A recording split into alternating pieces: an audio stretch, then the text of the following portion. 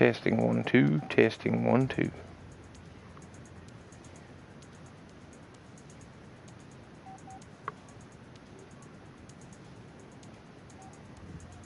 Okay guys, we're going to go ahead and start the stream today.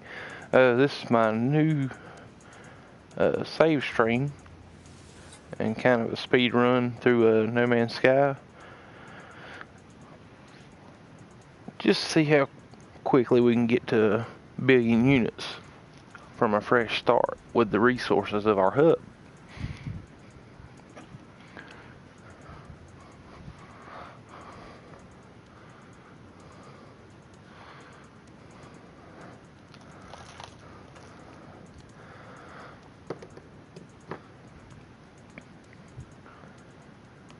Give me just 1 second. This mic is just a hair bit too loud.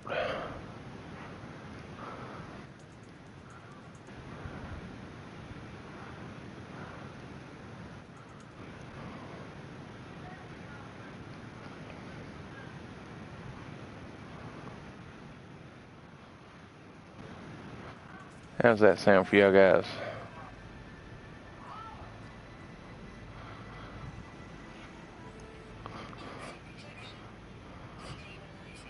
That's much better. And if you hear a bunch of background noise, I'm streaming a lot earlier than I usually do. So my kids are still up and my wife's having a few conversations with them. Alright, where was we at? Let's look and see. We haven't finished Awakenings. Okay, it's been a few since I got on this account, so I need to kind of see what I've actually gotten accomplished.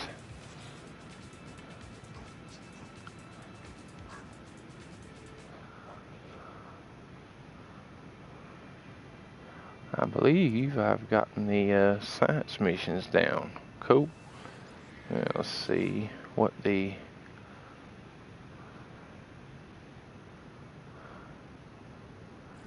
Okay, what does he want? He wants Pugnium. Okay. So I gotta kill a few sentinels, get a little bit of Pugnium. There we go. So I got 32. I need 50 of them. Let's just find some unsuspecting sentinel. Take him out. Oh, I do got a bolt caster on this. Cool. I'll have to make it a little bit quicker work.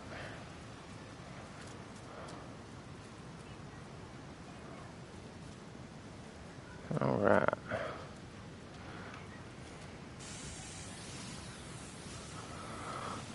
I noticed the best way to get a sentinel to come around and visit you is to shoot some iron. They really don't like you messing with their iron.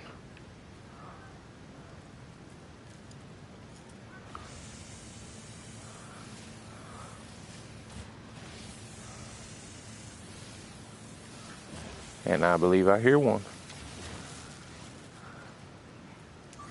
Let's go ahead and get everything charged up. Okay, where you at? Oh, goodness. Well, I just ain't believing that. Most of the time by the second. Ah! Blaster plant. Yeah, you gotta die.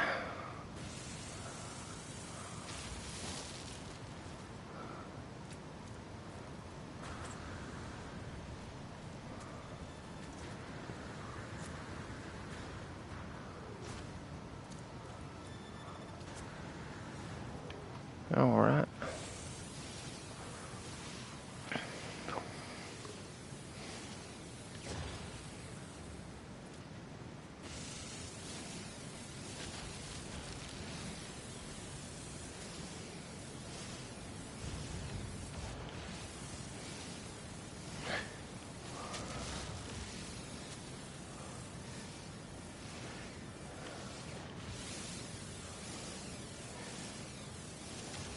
And you know I would land on the planet with the coolest sentinels in the game.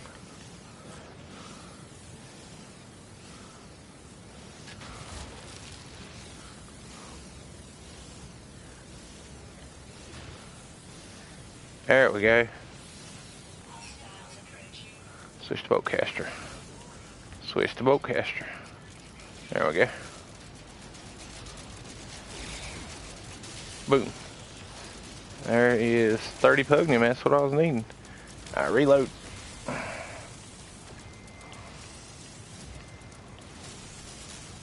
Uh-oh.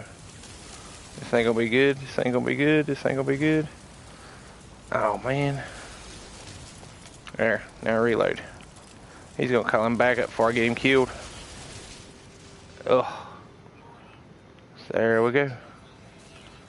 Okay. It's time for me to run.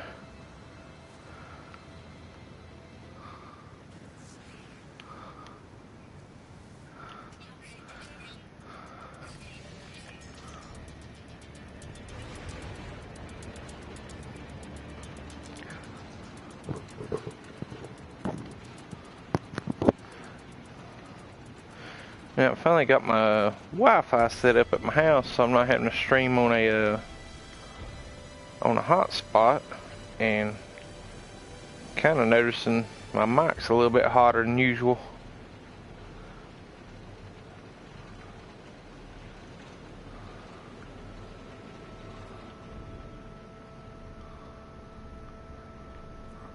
Are they still chilling out here?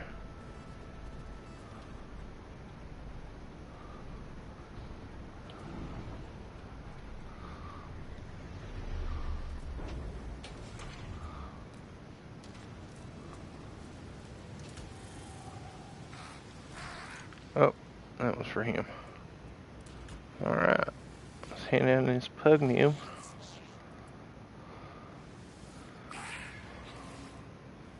And to be honest with y'all guys, I think that is the only useful purpose for pugnium.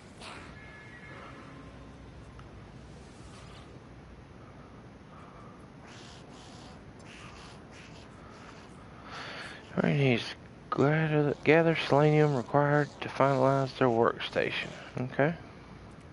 How much do I need? Let's see. I need 45 selenium. Good deal, one plant. Let's go find a hot planet.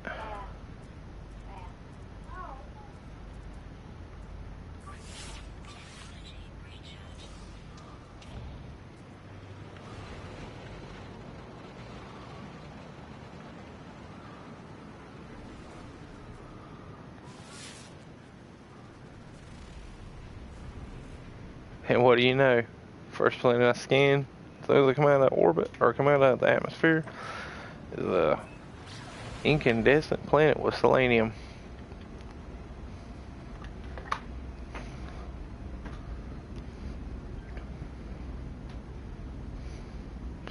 Now here's gonna come the fun part, is finding it with this rickety old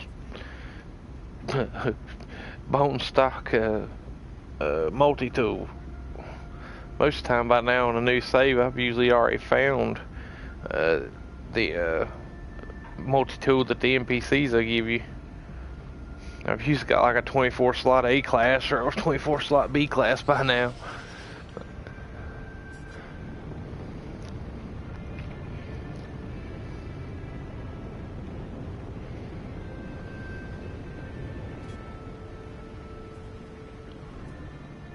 What do you know? You see this, guys?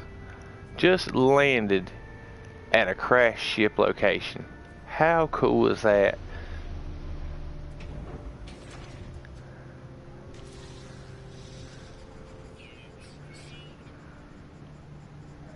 $6 meters. It's a crash holler, like right where I landed.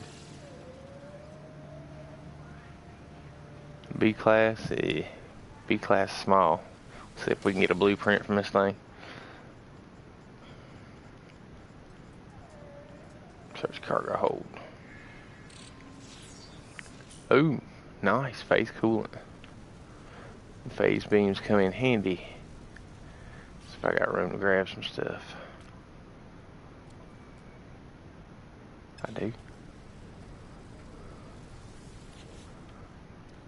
Okay, for you PS4 players, and I've noticed a lot of this on some new account streams that I've seen for first-time players. This green box comes with you have to remove the rust to access this green chest. And either I've seen people shrug this box off because they either don't know how or don't know how to get rid of this rust to open it. As soon as you remove the rust, this will open.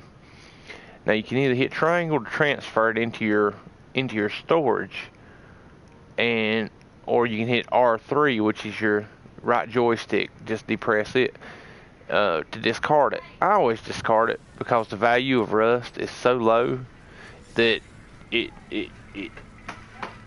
any other item that you can keep in that slot, carbon, iron, anything, it is worth at least almost twice as much in value as compared to the rust. So it's costing you money to keep it in a slot. Alright, so what I usually do with these crashed ships is I will see what kind of tech they have. Okay? And this one has got a Warp Reactor Sigma. Now, if you know anything about upgrading your ships, the Warp Reactor Sigma requires 1,000 frost crystal. So when you destroy that upgrade, you always get half of the items back. And I haven't even gotten my hazmat gloves yet to where I can collect frostwort or selenium. Or no, I do. I just got it. Okay, so I know that on my base missions that I'm going to eventually have to go back to the base, and I'm going to have frost crystal to plant for my I'll have to have it to plant for my agricultural missions. Okay, so what I did is I claimed this 27 slot hauler.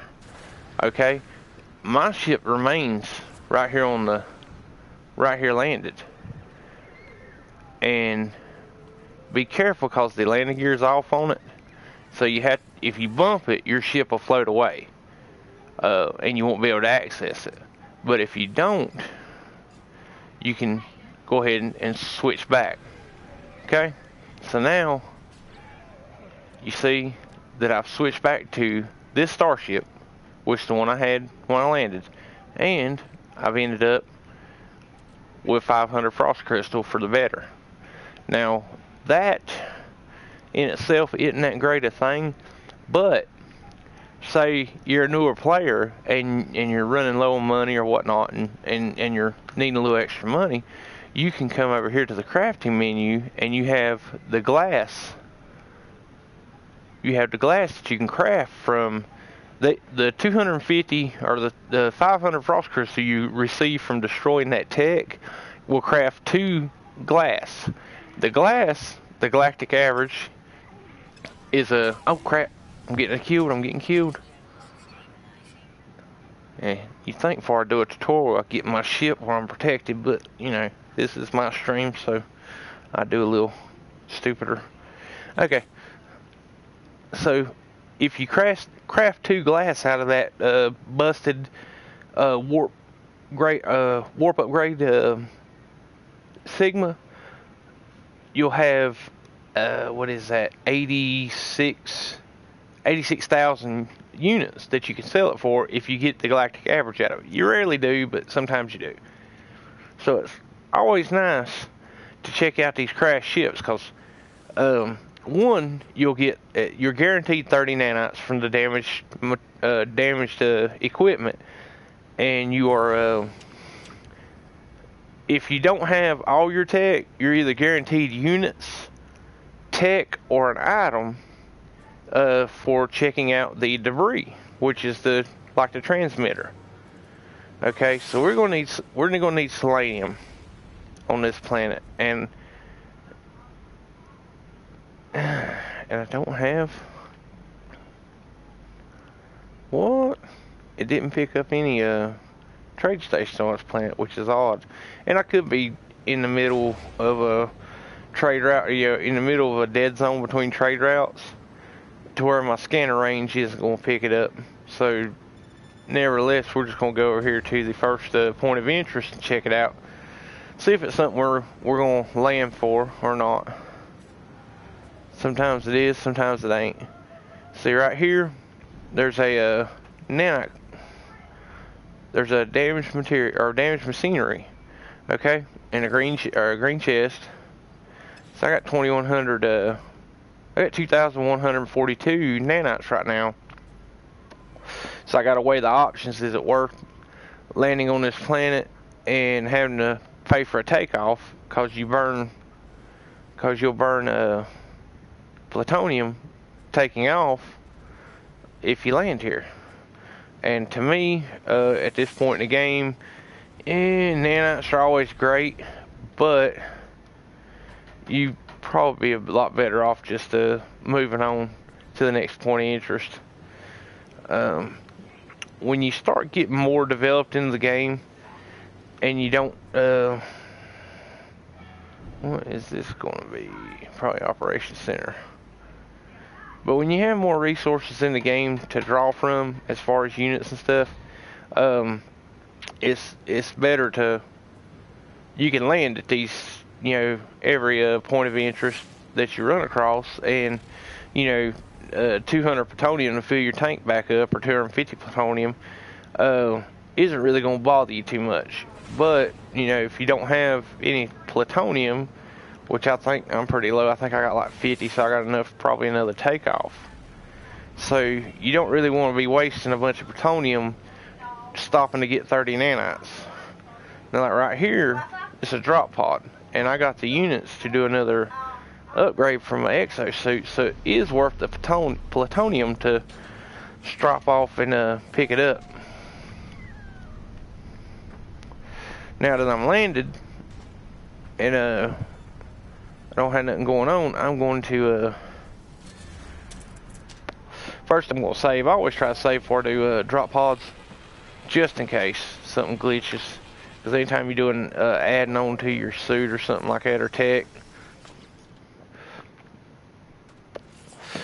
you always run the risk that you might glitch out. Okay, now newer players to this game, these drop pods are what you need to be looking for a lot beginning on into the game. The first slot in your exosuit is 10,000 units. Each additional one that you're adding goes up in increments of 10,000. Okay, so you see we just added that slot right there. Storage is key. I mean, it is one of the main things in this game you really got to have is storage. Because once you start doing a lot of farming and a lot of collecting and gathering, you will need the space quite a bit to for your exosuit storage. Because I mean, even in my main account where I'm max storage, I mean, I got the most storage is possible to own or to purchase in the game.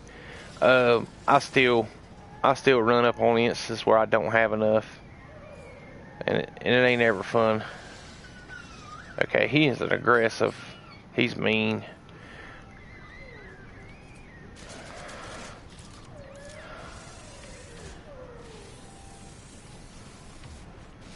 I'm just gonna steer clear from him real quick.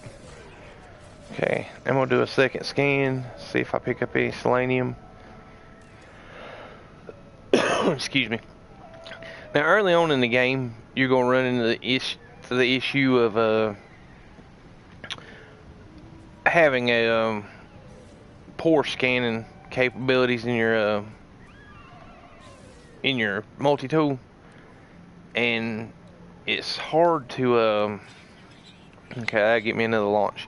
Now, you see what I've done there is I charged up my launch thrusters in my ship before I start off on this walk, because if I get in trouble and start getting attacked by one of these critters here, I can call my ship real quick.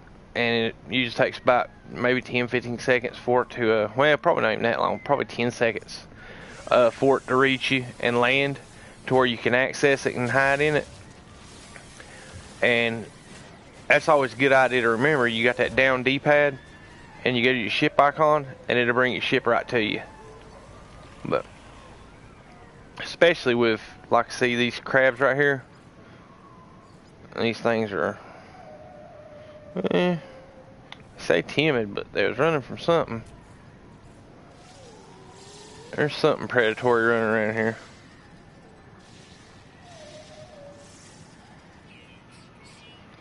And I will tell you, friendly crabs are rare in this game. Alright, here's a knowledge stone. Let's grab us the word. Increase our standing with the I think the Gek is where we're at. We may be in a Korvax system. I think we're still in a Korvax.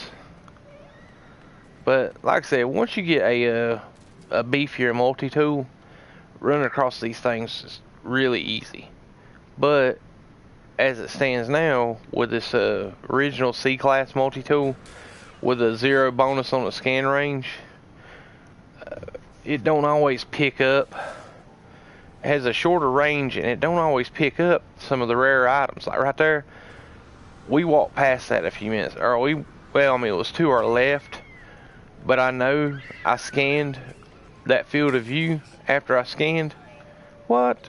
Life support. Okay, go to the exosuit. We're gonna charge this. Alright.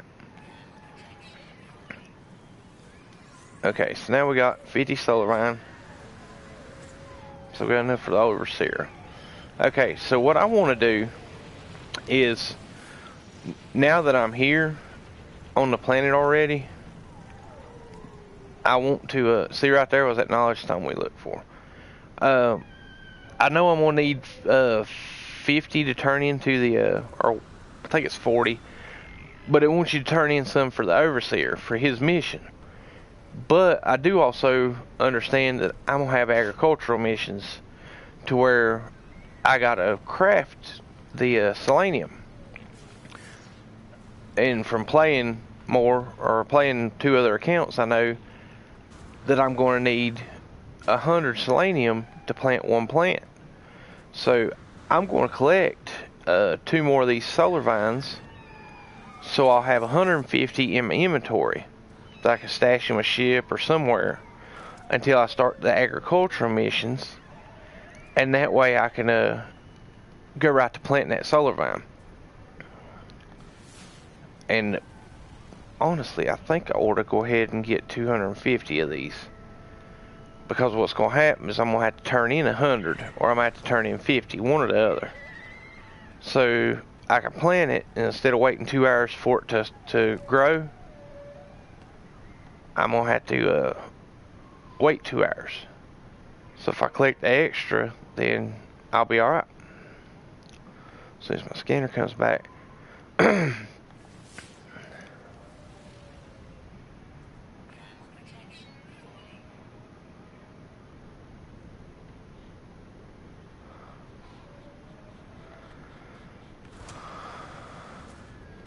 But early on, like fungal mold and star bramble is the worst that I've seen.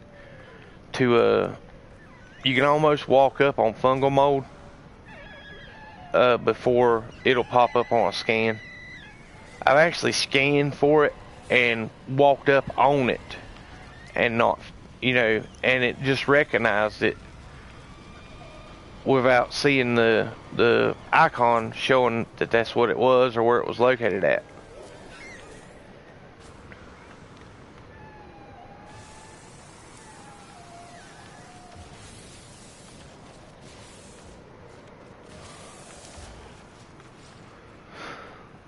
And this may take a little bit longer than I was wanting to do.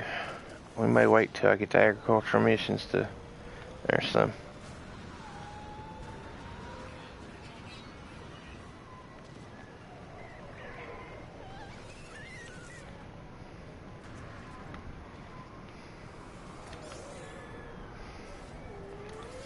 Alright, we got zinc, charge that back up.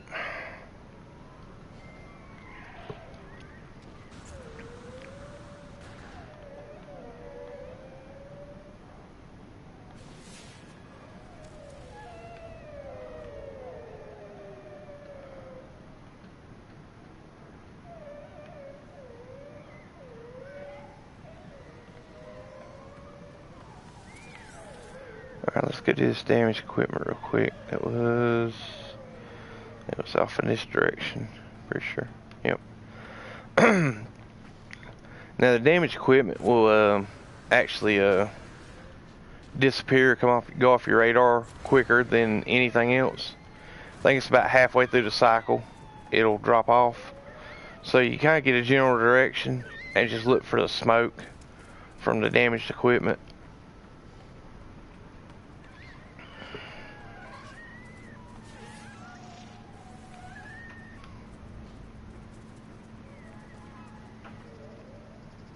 There it is.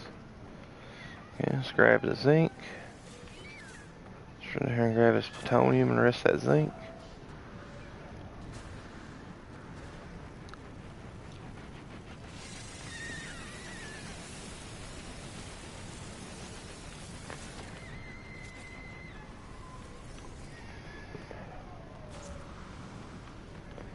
And you'll know, like, when you start collecting these things, uh-oh, what's this? It's glitched into this. Cool. Can't access it. No fair. Oh man, right. With a hostile. Okay. You picking a fight with me, you gotta die. Maybe. If it don't kill me first. Oh no, don't run. Come back here. I wasn't done with you. What? No, you don't come up. You don't get to come headbutt me and then run. Oh, you got to die. Man, it might cost me a couple thousand plutonium to kill you, but you're gonna die. That's a tough critter.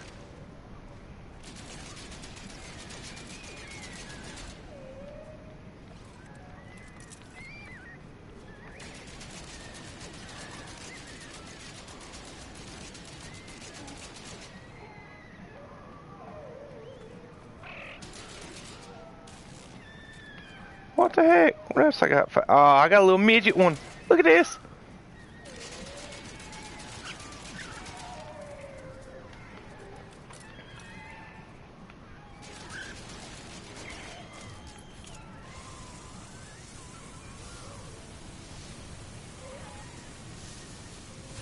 Man, I'm gonna tell you, this is a prime example of being spoilt in a well-developed account and trying to start a new stream, because my main account, the multi-tool I got is just so mean that guy wouldn't have had a chance. The mining beam alone would have took him down in a couple seconds.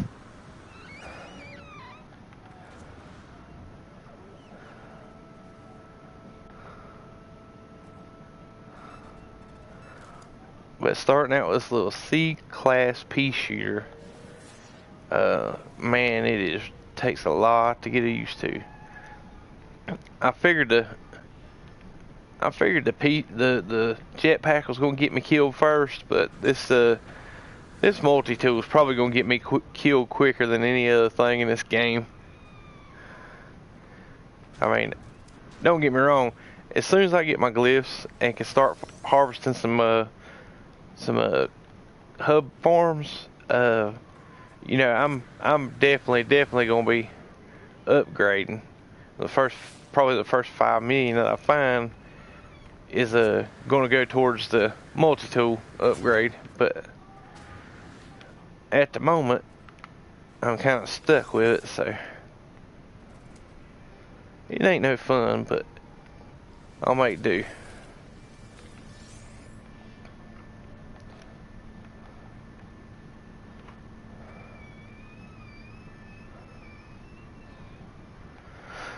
Alright. There's some more. And anytime you do this melee jump, where you hit your melee and the jetpack at the same time, you'll get a really big boost.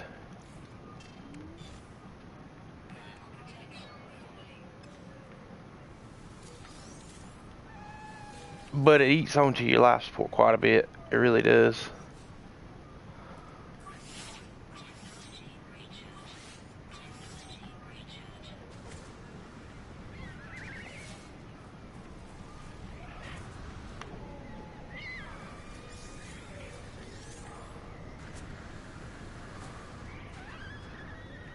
You see them little white arrows next to my life support bars and my hazard protection bars?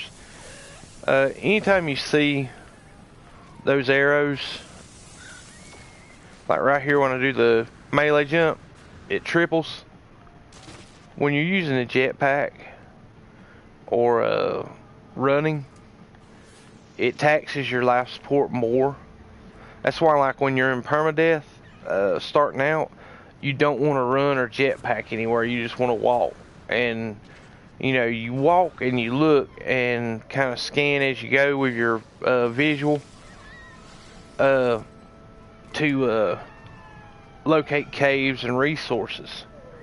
Especially resources, because the scanner on permadeath takes about 2 to 3 times as long to recharge as it does on normal.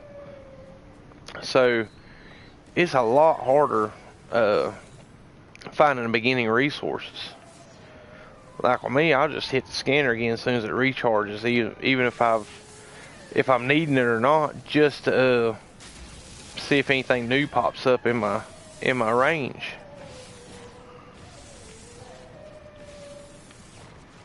All right. Oh, there we go. There's 2 more selenium. Let's go get it. I think we'll be good to go. Alrighty. That's pretty decent amount of selenium right there. Okay, now I want to, if anybody watches, if I know nobody's on the stream right now, but if anybody re-watches this stream, well, Cuz Walt, what's up, buddy? Cuz, I want to ask you something.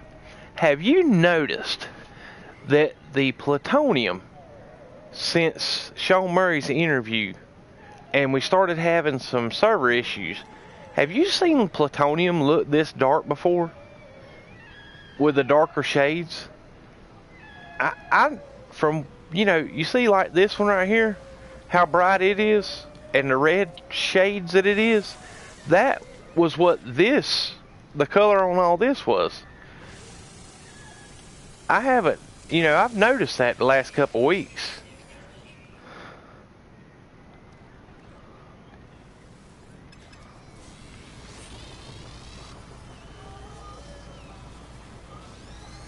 Okay, fella, move along. That's what I thought. Keep stepping. That's right.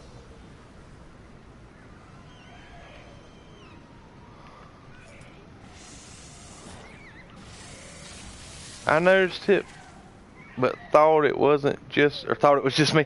Yeah, I'm serious, dude. Like I said, since, cause we've been having like server glitches for a couple weeks now, and I've noticed since the server glitches that we've been having problems, and I'm kind of curious if we're not actually getting run on, or like patched into the new server for the upgrade. And that's what's causing the glitches, and some of the texture or texturing is carrying over to the original update, or the 1.83 or 1.38 update. Oh, dude, I got hit last night on my main account. This is why I'm streaming this tonight.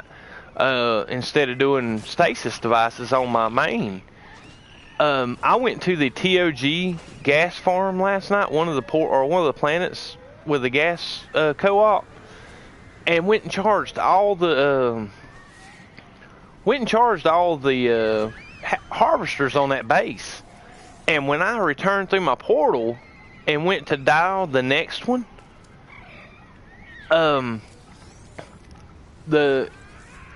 the interaction said must charge or need to charge the portal to activate it. And I was like, what's going on? And it brought up the little charge sequence, like where it pulls up all the portal glyphs spread out on the page.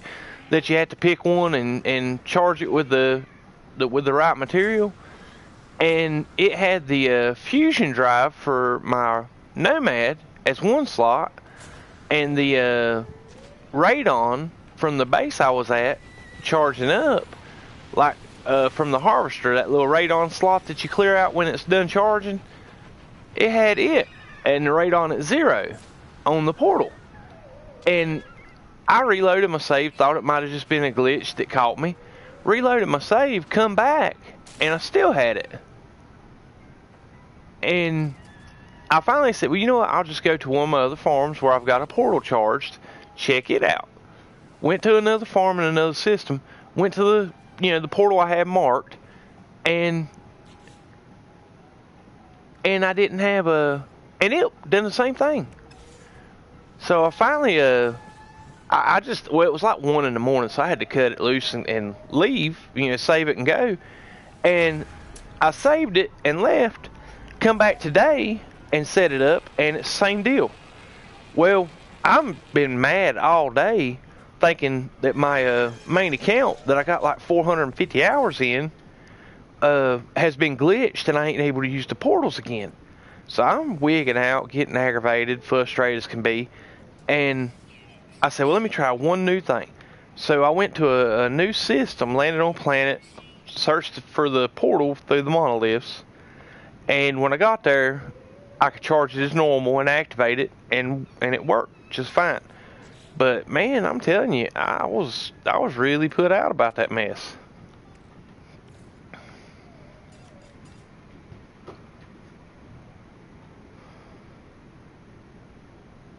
Now,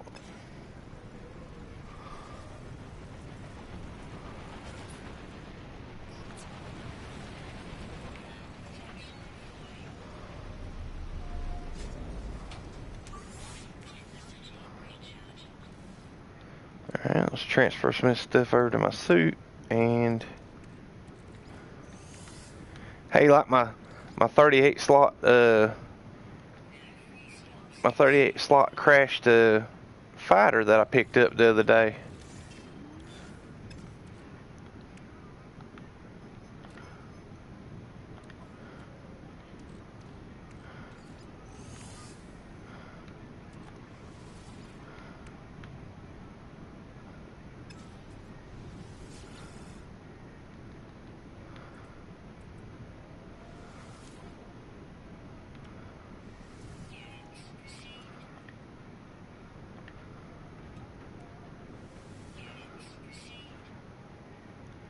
Okay, come close to paying for the next slot. I think my next is gonna be 90. You know what? Thank you, sir. Yeah, man, I run up on that thing, crashed the other day. Picked it up, took it to a portal, and went through and fixed all the slots on it cheap, man. And I think I looked up real good. I only think it's an A class, but still.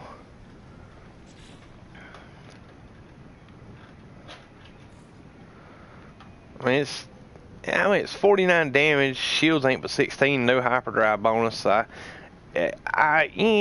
not a big fighter person. Yeah.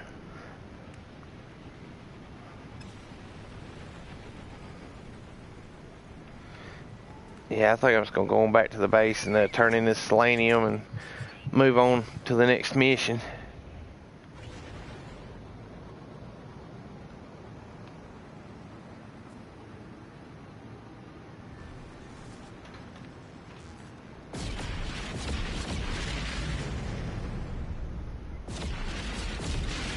So is Cobra still streaming, or is he already done?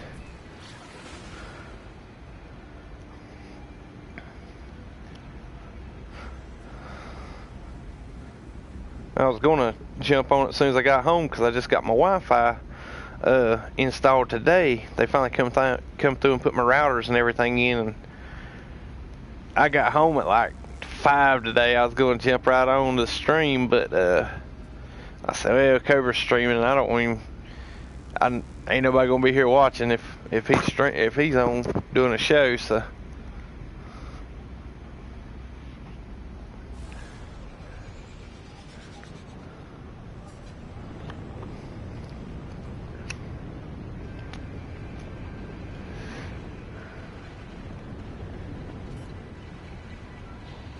Oh, systems in my, oh, yeah, system names. Now that, cuz I think is not as, that's not a, I don't think it's a, like they're getting erased. I think we've been having so much trouble with the online services, uh, going on and off as you enter systems.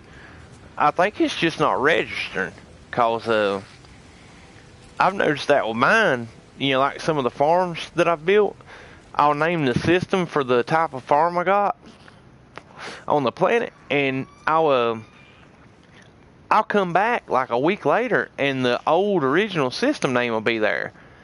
And if you warp to the system and check it when you enter the system, the name that you named it has actually still there, but it and then once you leave, it switches the system name back to the correct one. Is that what you're talking about? Okay, agricultural terminal. Oh, good. I got my agricultural terminal. Good, good, good.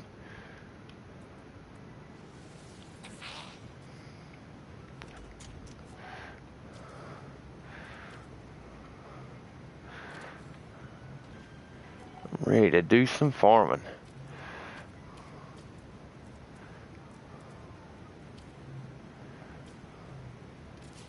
Now I gotta go find a Harrogate.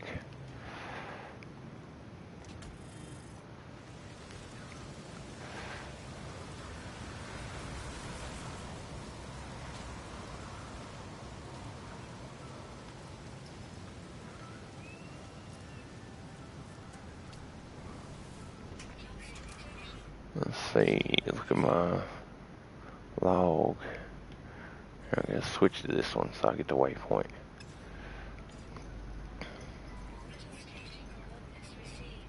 Oh cool, it's in the system. Nice.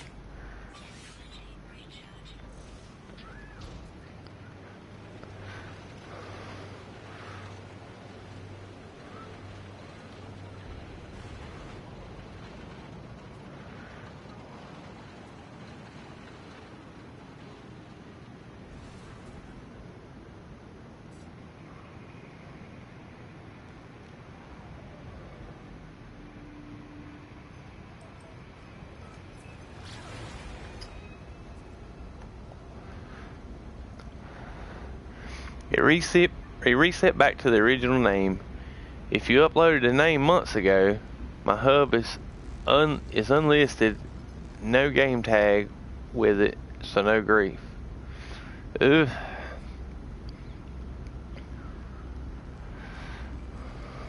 Eh. So are you in the? Did you move to the convergence cluster or the convergence hub with Cobra, or are you in another hub?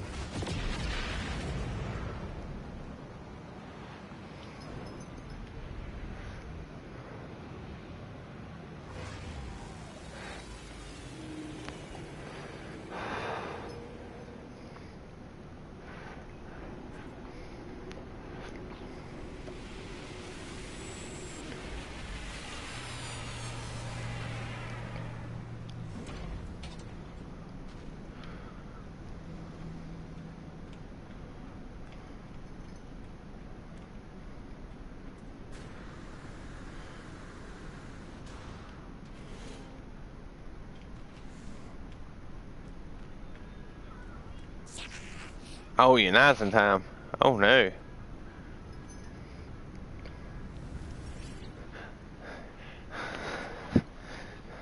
So let me ask you a question, because I ain't really looked into it or really thought about moving to a different galaxy. But are the galaxies kind of the same, or are they or do you get, or is there different things when you move galaxies?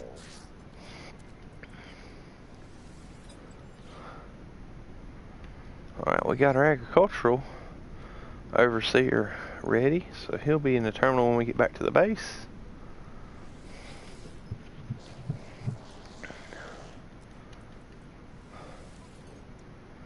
So what we got here.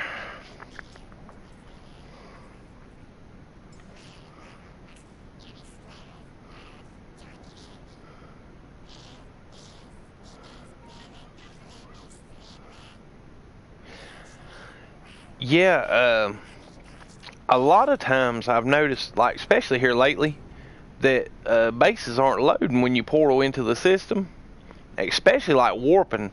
I know Panda's been kind of frustrated here lately because someone griefed the jump point 2, I believe.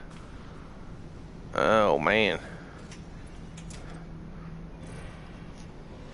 Yeah, that's the only thing like with Cobra. I mean he's a great guy and I love his content, but he's kind of like the what would you say it, like the main YouTuber when it comes to like No Man's Sky content or as far as popularity goes, and he draws a lot of attention, which is a good thing for like newer players and Xbox players that want to come over to No Man's Sky, but it's a bad thing because he's getting the lion's share of the haters coming over.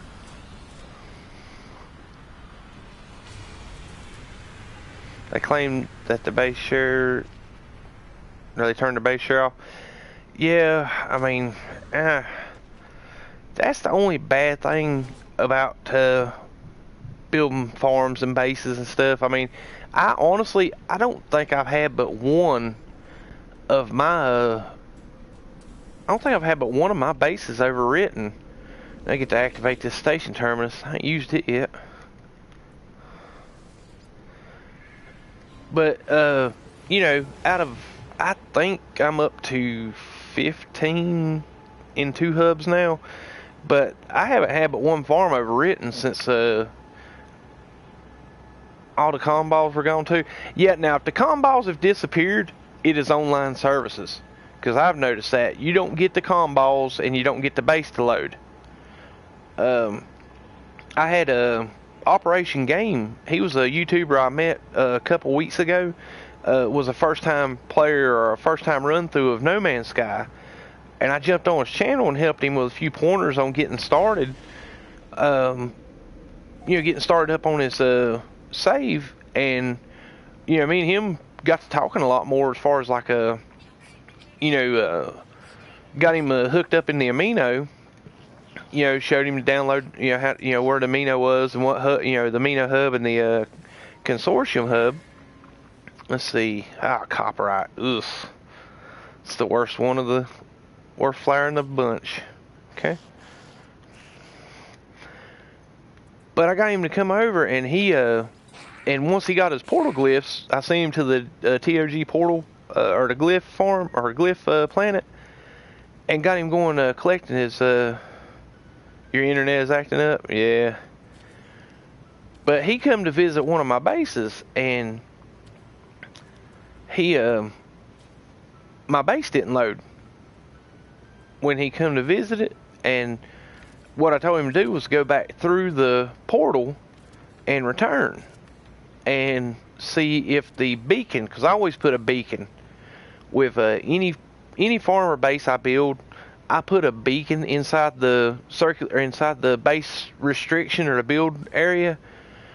The reason being is if you put it inside the farm in the base's restriction, it will show up to everybody, and it will show up when you enter the system. Like when you first warp into a system and start circling around to look around to scan planets, like most people do when they enter a system. In the HUD up top, you see like right here where I got my ship icon in the HUD, and then I got the north, and then I got a waypoint, and then I got south, and then my beacon in the hub or in the HUD. You'll see that when you enter the system, and I advise anybody that builds a farm or a base or anything in a system to drop that beacon as one of the first things you do. Because that helps other players know that there's another active player in that system. And it helps with the base overrides. But I'm hoping once we get next that this becomes a thing of the past. Because, let's see. I don't even know if this thing's got fauna on it. Let's see. Numerous. Okay, I got numerous fauna. Okay. Got a chance of getting some copyright.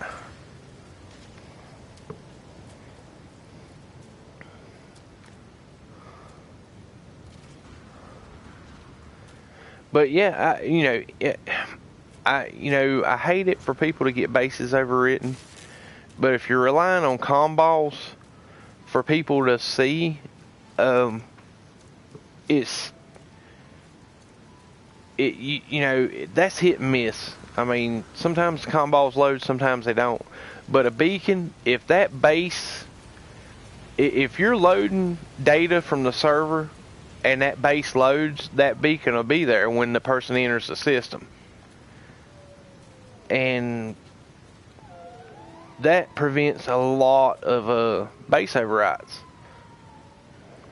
But like I said, you got a lot of people that don't play the game or play the game on creative and jump in where everything's given to them. So they haven't really put a lot of time in to learning how to play the game. And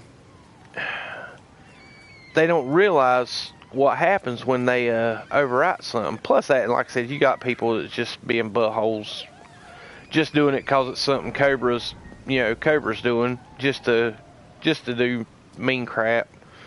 I mean, people are just, buttholes sometimes.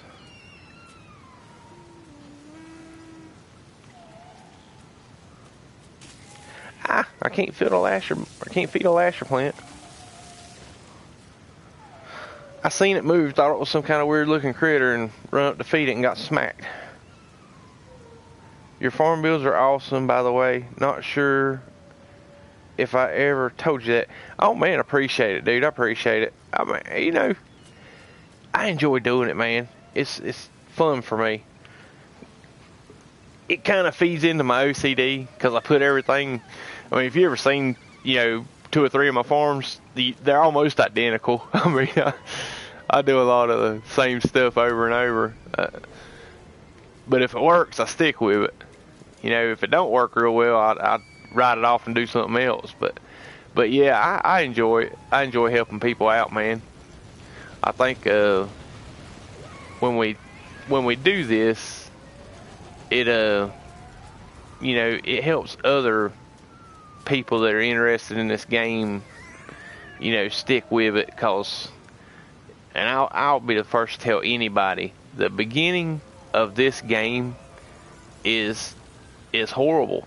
I mean, the amount of stuff that you need to accomplish and to complete to be able to really take full advantage of a multiplayer aspect of this, or a co-op aspect, is really tough. I mean, honestly, a lot of people I can see giving up on this game before they get through, most of the missions, to where you can get the resources and items to really get into this game and get involved in it.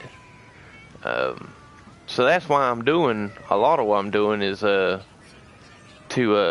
help new players, because you can go to one of my farms as a new account that just got their glyphs, and have enough capital units to go find the rare multi-tools that are located in most, like with the Amino, they got the Hallelujah system that has that killer S-class. That's the only multi-tool you'll ever need as far as multi-tools.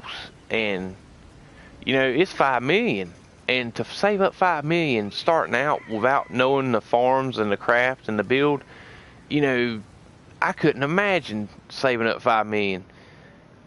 I actually jumped on a stream of this one guy, and he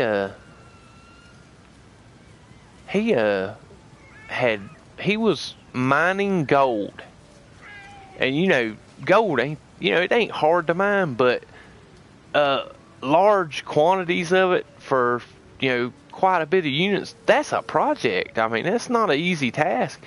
And I think this dude he'd been playing this save for quite a few hours, and that's how he was making money in No Man's Sky, was mining gold and selling it at the space station. And man, I couldn't imagine. I know when I first started out playing, that's how I made money, was I would mine some gold and go sell it, for a couple $100,000, and thought I was some big stuff. But you know, compared to like a one of my circuit board farms, man, that's, you know, chump change. But I mean, you know, he put in so much effort into that gold operation. What's going on, empty benches? Hello, Sword. Hi, Cuz. Hi, everyone.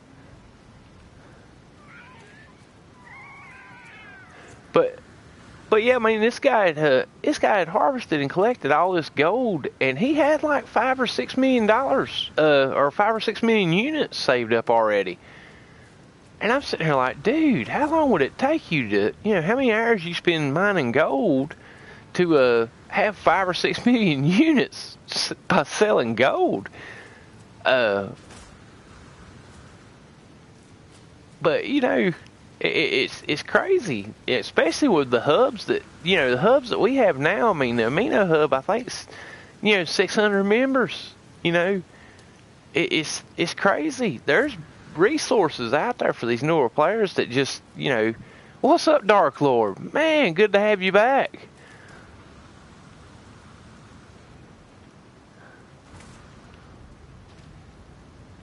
Oh my, guys, y'all just, if I ain't told you, I appreciate y'all guys coming and you know, being in my stream. I really do, cause it still amazes me that people, you know, enjoy this game so much they can put up with this old country sounding joker trying to do you know, a jacked up stream and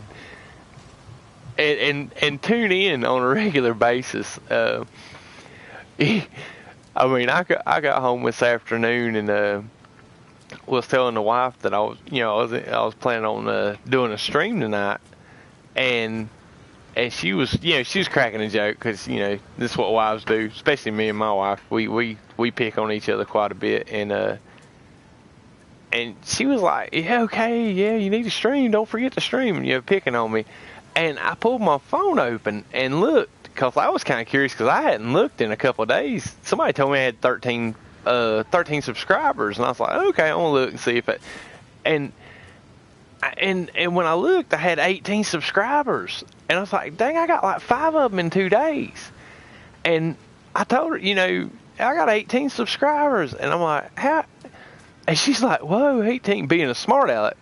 Like, you know, like 18 wasn't a big amount, but I'm like, 18 people took time out of their day to watch enough of my stream to realize that they want to watch it again maybe later on and subscribe to this channel. And I mean, it just amazes me.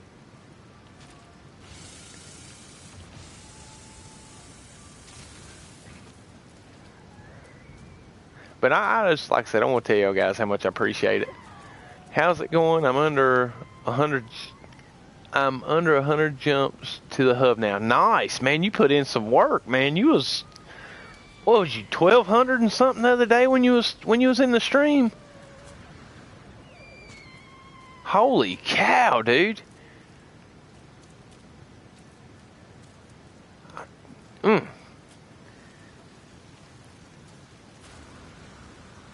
I remember you saying something about moving to the hub, or the Galactic Hub there near Zane, and man, I know it was in the thousands. Holy cow, dude. Man. Well, I was thinking of going and trying to collect 19 subs. Oh man, thank you, Dark Lord.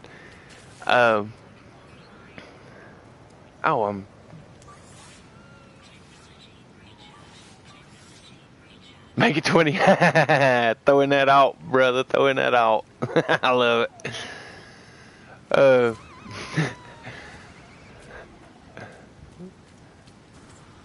But I mean, you know, it just amazes me. You know, this community's so tight that we support one another in a way like this. You know.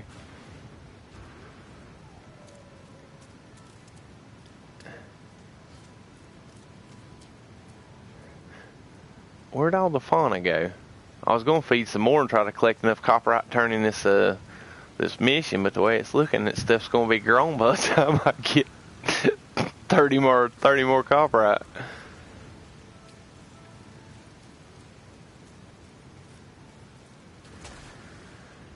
This is honestly, I think it's the worst mission in all the agricultural missions, having to feed these doggone fauna and collect their poop.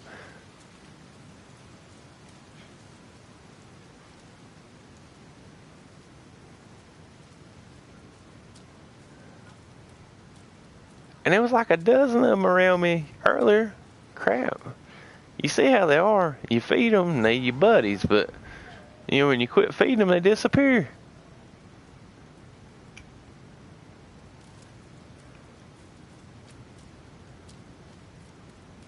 Let's see, I think it's a shelter off in the distance, ain't it? Nope, that might be copper down that way. Fauna like water, yeah. Some plant, oh yeah, that is right. I appreciate that, the empty benches, I forgot about that. Yeah, sometimes you can scan some of these plants, and nice! There goes empty benches in for the save, baby. Yes, sir. I remember that now, because on my first save, they was those, it looked kind of like a fan. They grew in the caves, but they had that texture, that real fat, wide texture. And, man, they were just thick as they could be in the caves. And I had like zero trouble with copperite. Like when I was setting up my living glass farm, I got all my copperite for it.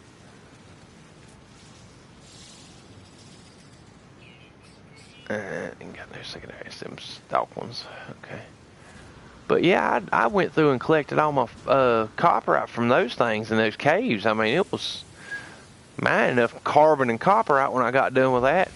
See, you know, that base, it was wow. But then when I moved to the amino hub, I had already switched over to building circuit board bases. I moved all my living glass operation to my freighter. And I went to go collect, and I couldn't find that stuff on the planet nowhere, other than, you know, feeding the fauna. And let's see, you know, we can fill this up with all that carbon I got now. But yeah, but I couldn't find those. So I ended up using a little trick with the missions. Like say you've traveled, like say if you've used the, let me turn my YouTube down. I actually got my YouTube going on my phone, my earbud in my ear, and it keeps throwing me off. Apparently my hauler had 73 living glass stocked up somehow. Nice.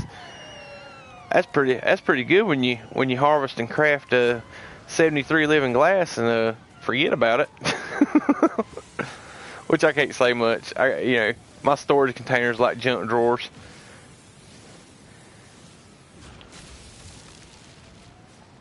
Let's see what kind of copper. Oh, I got 102 RA. Nice. I actually after Zane done his trade route guide, I think it was 2 weeks ago. I'll tell you what, let's do this the easy way. But when he done the trade route guide, what I done was I wanted to set up one of my own in the consortium hub with my main account. So I ended up clearing out all my freighter and clearing out a couple haulers. And when I did, I just dumped converting them into cryo chambers. Yeah, that's what I do. I'll collect like 40 or 50 of the circuit board and the living glass, and just stash it up in my freighter. And then when I go, I mean, honestly, I do so much base sewing that it's hard for me to really crack down and grind out at units anymore.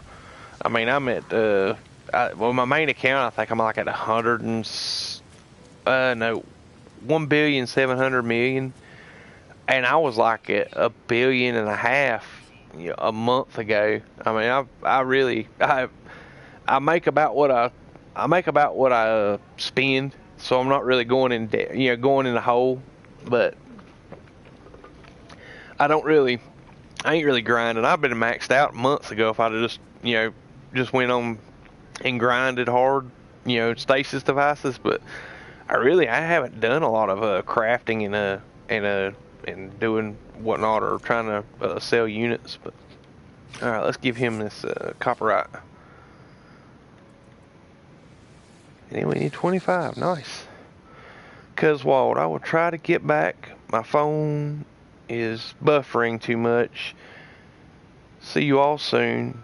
Have a great stream. So, man, appreciate you stopping by, Cuzwald. I hope to catch you for the end of the stream. I probably got another hour and a half, so it'll probably be like 3 before I get off. That's usually how it goes. I plan to quit by one time, and looking for yellow capital freighter once I get to the hub. Yeah, that one in Zane's system. Yeah, yeah. I mean, to each his own. I'm a Holler fan. Everybody thinks I'm crazy for it. So, let's see. And I already got Frostwort in my suit, or in the ship 1. Oh, nice. Frostwort. Now we'll get back over here and just hand it in.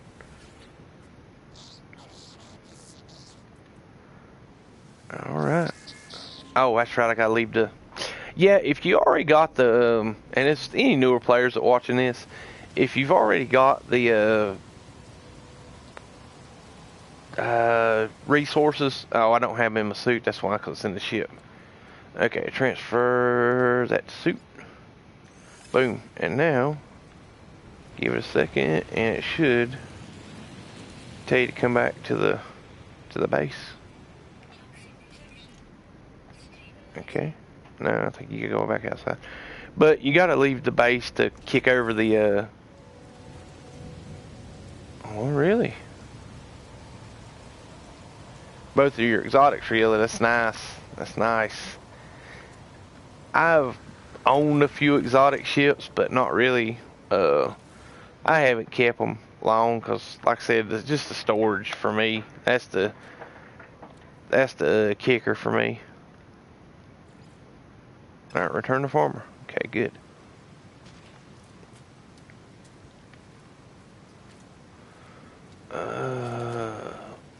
I need to plant one.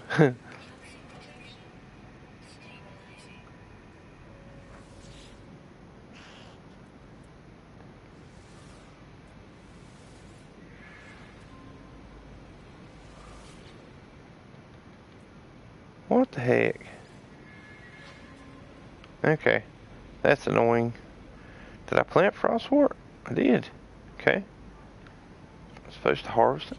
Let's see what the log says again. Alright. I'm about to lean up because that's small print on my little TV.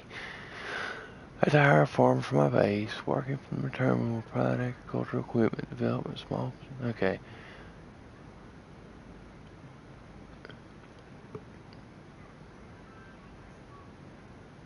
Okay. I just don't...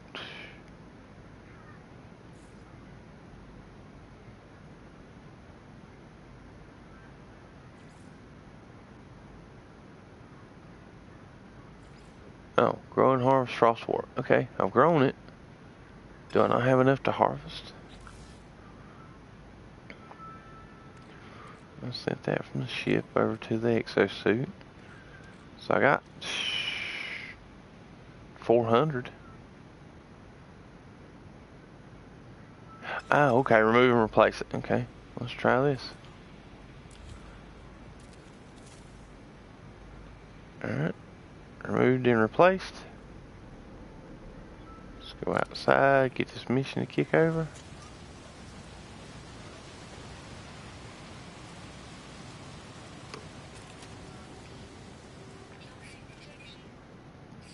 Let's do another one. There we go. Plant 2 of them. Guess he wanted to. Alright, give him 50 frost support and nice solar vine. Sweet. Accept. Alright, now we got solar vine already because I collected more than I needed last time. Alright, now let's go outside the base, get this mission to kick. Maybe. I hate if I have to plant 2 of them. We'll be kind of put out about that. Let's do life support. Okay. Well, I guess it's going to be stubborn. Alright, let's plan another one. There we go, return to the farmer. Now, let's do I got enough? Yeah, I got plenty. Okay. Return to the farmer and done. Now I'm about to go find some gamma or some fungal. And if it's fungal, I got fungal mold already. Ah, nice. Sweet.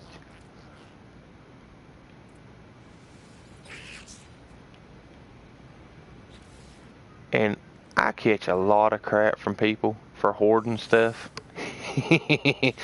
But if you see how quickly I'm running through these agricultural missions because I do hoard stuff. Alright, let's plant a fungal mold. Alright. Nice.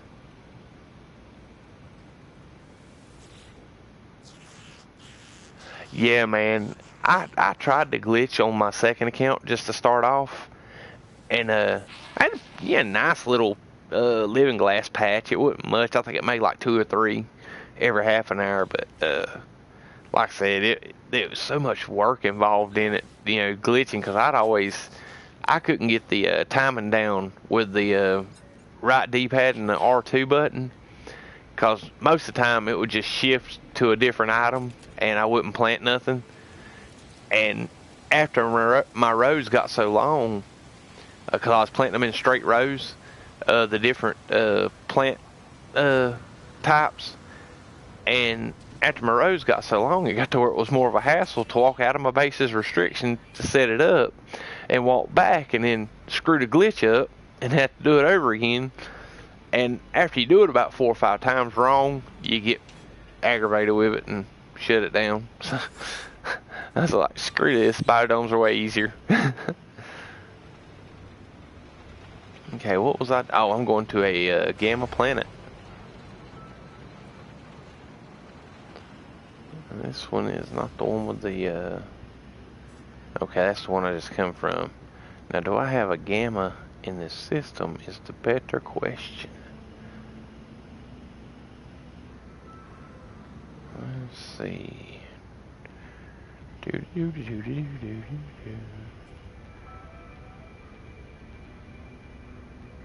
Alright. Where's my space station at? There it is. Now, what is... selenium.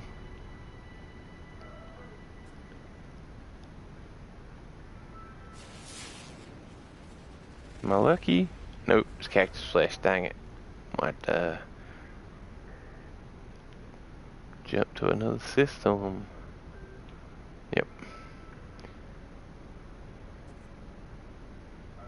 Yeah, and honestly, that's what I was, cause I was planning on doing 4 of each type of high capacity farm in the consortium hub, and I've got my 4 circuit boards down, and I got 2 living glass and 2 liquid explosive, and I was going to do 2 of the liquid explosive with my second account, because I built the first 2 of my main, and then my main account I was going to do 2 more living glass farms, because the 2 I done at first was with my alt account, so that way I'd have 4 of each bases and have 12 total bases in the hub.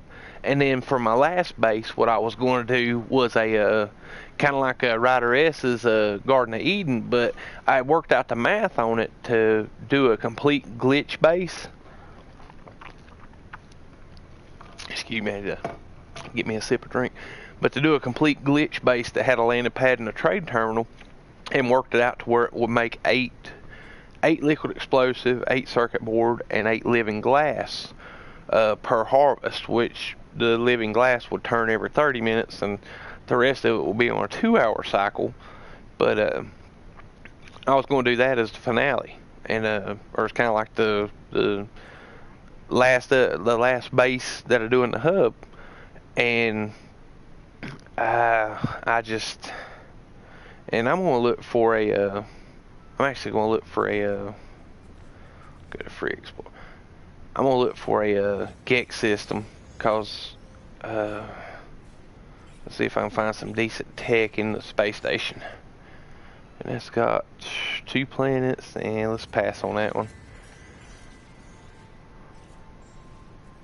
It's got 2 planets, 2 moons, 2 planets. Man, what's up?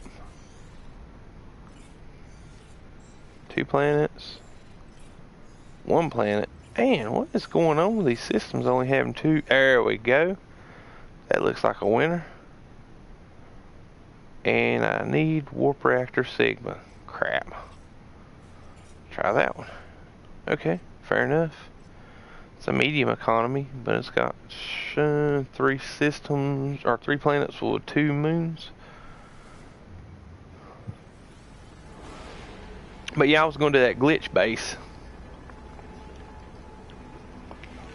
And then these mad scientists at the top of the Galaxy Hub decided to show me up and do like a wicked gas co-op between 3 guys that made it's, if I'm not mistaken, it's 47 atmospheric harvesters in the bases. I think Normie's base, the Sulfurine, the first one on the list, I believe is 47 harvesters if I remember my count right.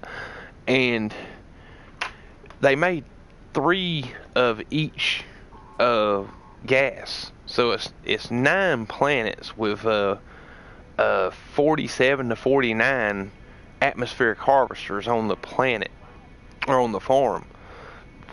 I mean, that's like, they made it to where you could craft the cryogenic chambers with a living glass. They made 2 huge glitch 30 living glass per harvest bases, to where every 30 minutes you could harvest 60 living glass, and in an hour, and that will be if you really hit the series hard and was in the hub where you could warp into the systems, you could probably hit all the you could probably hit 2 or 3 of the gas bases, then go harvest a living glass farm, or both the living glass farms, do 2 or 3 more glass bases, and go back to the living glass farms again, and they'd be regrown.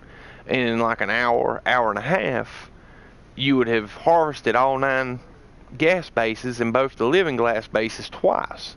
And it will give you 120 living glass and enough gas to do 120 of the now you know why I'm heading to the hub. Yeah, I know, right? Oh, you going to the top of the galaxy, or are you going to the galactic hub?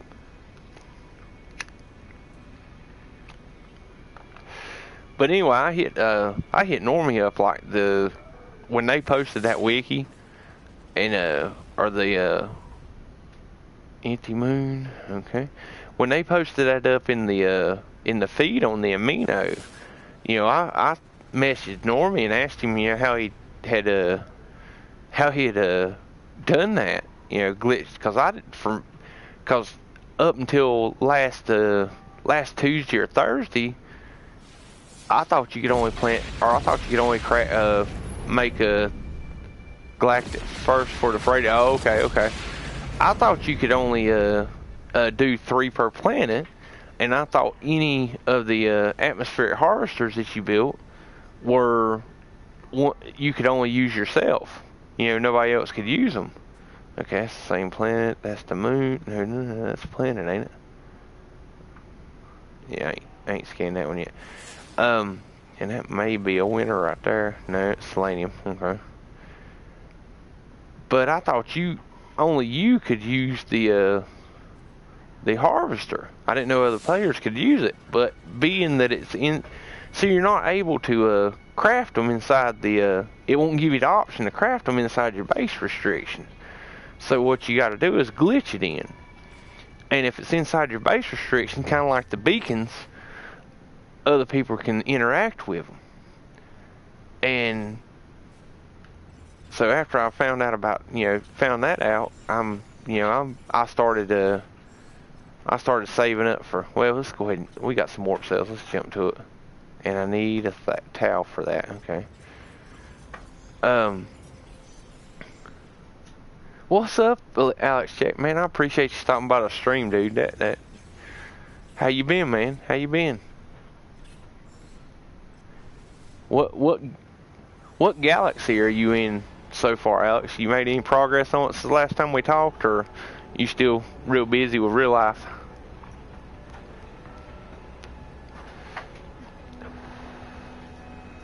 Oh, Lord. Yeah, the work. Sucks being a responsible adult, don't it?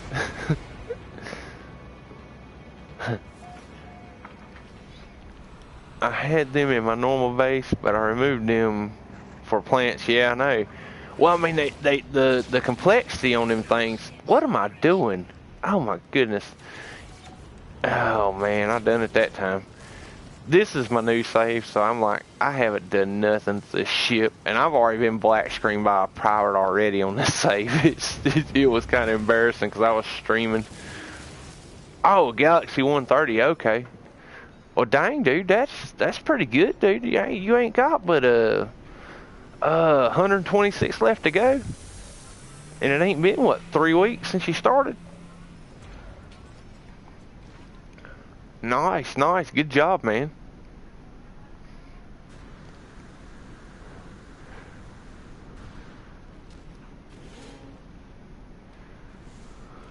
Yeah, but what I was getting back to saying with those harvesters, man, them things eat up. I think each one's 2% complexity, and I run the figures on it. That's 40 points on a 2,000 point scale. That's 40 points of complexity for that harvester, and per one. And man, that's a lot of complexity points for. Well, I mean, don't get me wrong, they're worth it, but there's my conflict scanner, my BPM back towel. Here we go. We need this warp reactor towel. Okay. What else we got? Got the pulse jet. Don't need the Inferknife stuff yet. But that is nice. I got the theta right here. Nice. Okay. That's good enough for that. Now let's see what I got that I can get rid of. I need to save those get charm or get relics because portal locations when I get ready to start hopping. Let's go ahead and charge that back. Okay. Look at my suit, see if there's anything. I think we're good. Yep. Let's roll. Okay, now let's go see if there is a. If I'm lucky, I will get there before next. I'm rooting you on, man. I'm rooting you on, man. Good luck with it.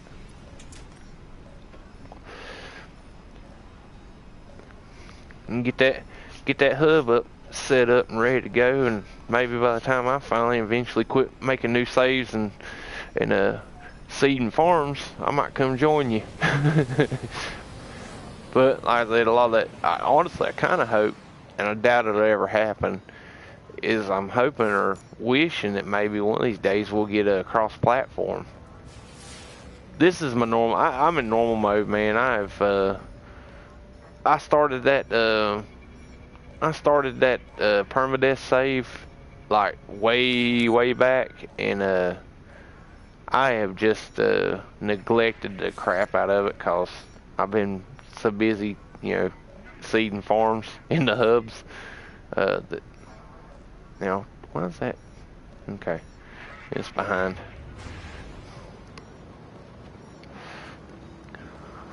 Every now and again, and it glitches out a lot. The planets on your radar screen, that's selenium. Son of a gun. Let's hope for a gamma moon. If that's a moon. Okay, let's get out of here. What? Oh crap, I'm gonna have to run for it. Dang it.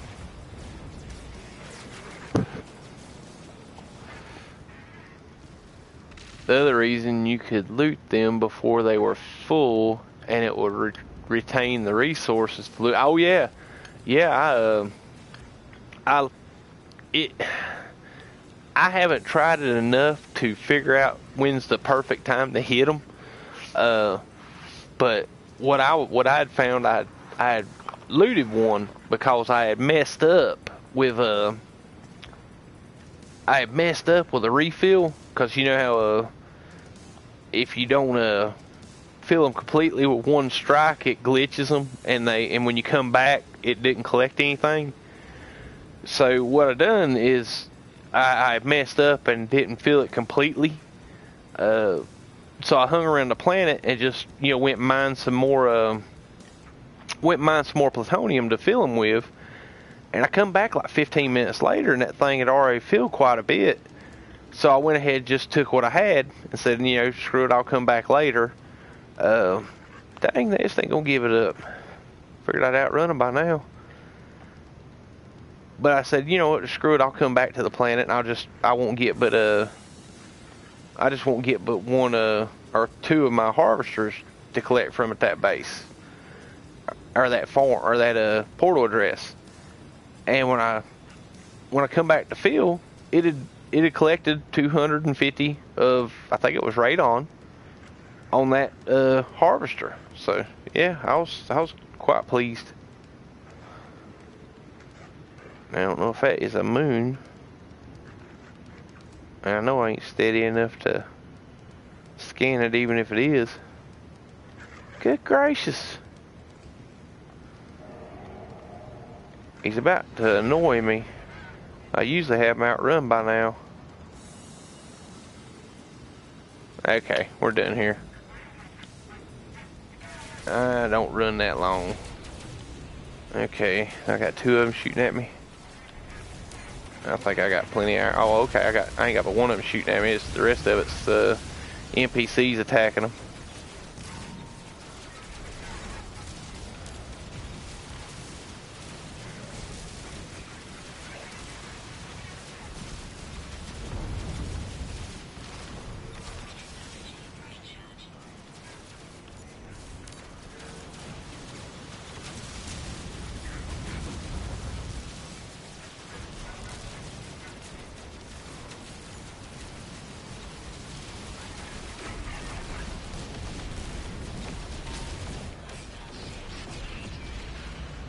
Alright, now, let's get out of here.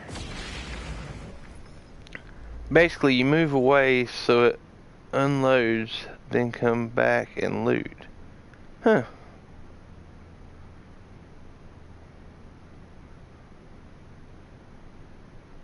Yeah, it's freighter pirate. Honestly, I wouldn't... I don't know.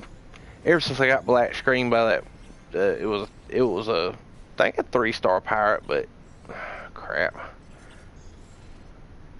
That needs theta. Let's see. Hope that's a Gamma Planet. Probably a dead, knowing my luck.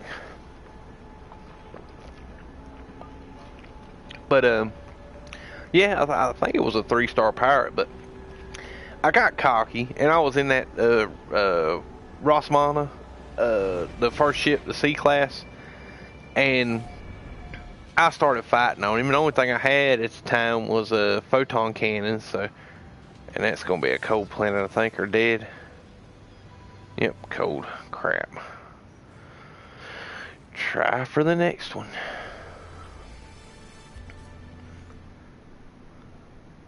You know what I'm doing, stupid? Yeah, I come to a Gex system for a purpose.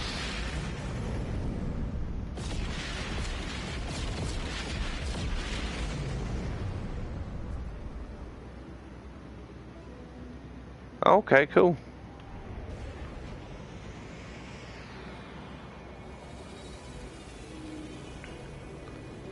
Which, to be honest with you, Dark Lord, all I'd done last weekend was hit my main account. I think I streamed this account maybe 2 hours, and I hit my main account really hard farming marrow bulb, and I collected I think it's just under 300 marrow bulb. Cause what I'm gonna do is once the server quits acting screwy and uploads everything, starts uploading stuff again correctly, and I get enough people coming back saying, "Hey, yeah, I'm uploading all right." There's Ballista Fire Theta. That ain't a bad one. No Theta in the towels here. Okay. But I'm gonna do me some of those glitch harvester farms. Let's talk to the Viking, see if he's got a multi-tool. Get rid of this crappy old C class I got. Let's recharge the warrior suit. And that sucks, but again, it's probably better than what I got. Let's compare it.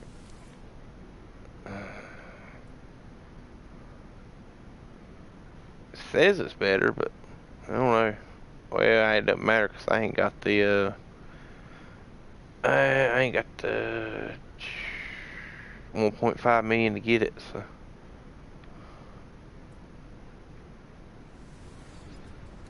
Add a mining harvester. Hold on a second.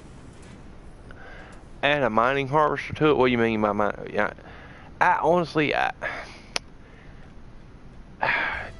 know Zane did the mining harvesters on his stasis device setup for the guide he done, but I ain't ever seen the purpose of a mining harvester. I mean, not to pick on anybody that uses them, but if you got a decent multi-tool like that one that you get from the Hallelujah system, if you got a decent S-class multi-tool, and I mean, just like the gold, iridium, and emerald, I need a theta for that.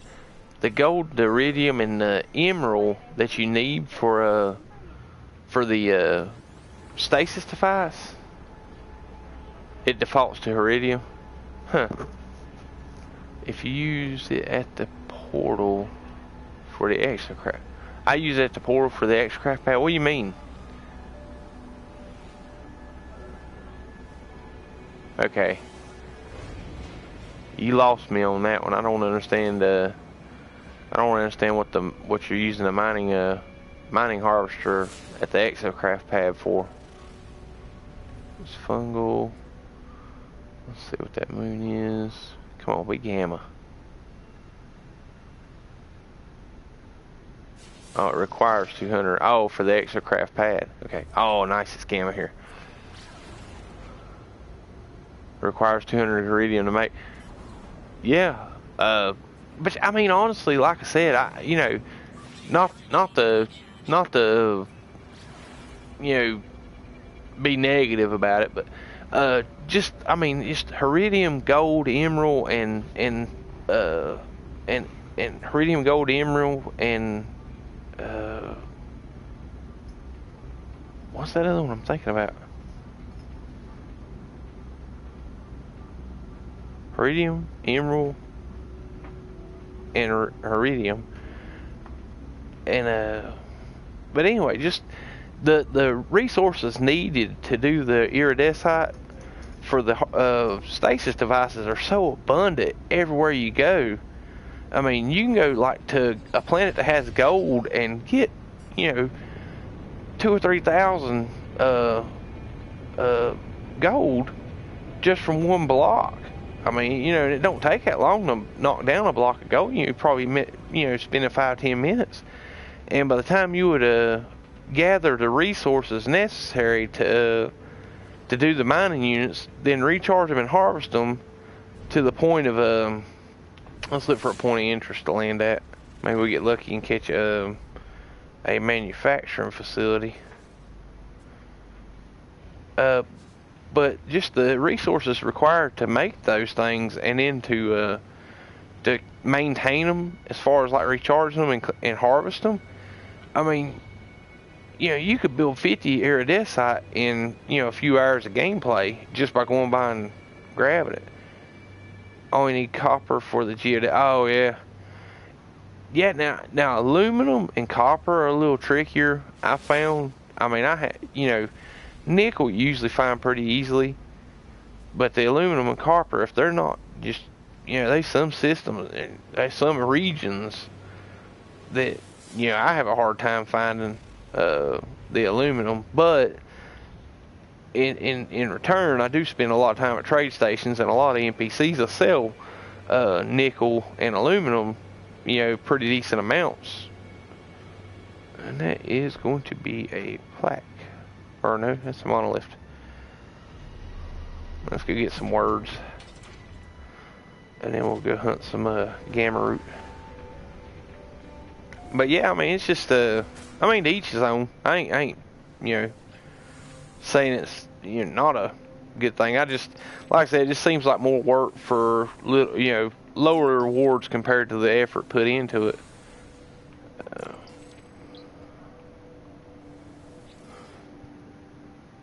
Kind of like I mean, don't get me wrong, like the stasis devices. Now I've seeded a ton of retain, foul first spawn, and then spawning syrup. So that's the 6 words I got. Okay, so we're gonna remove.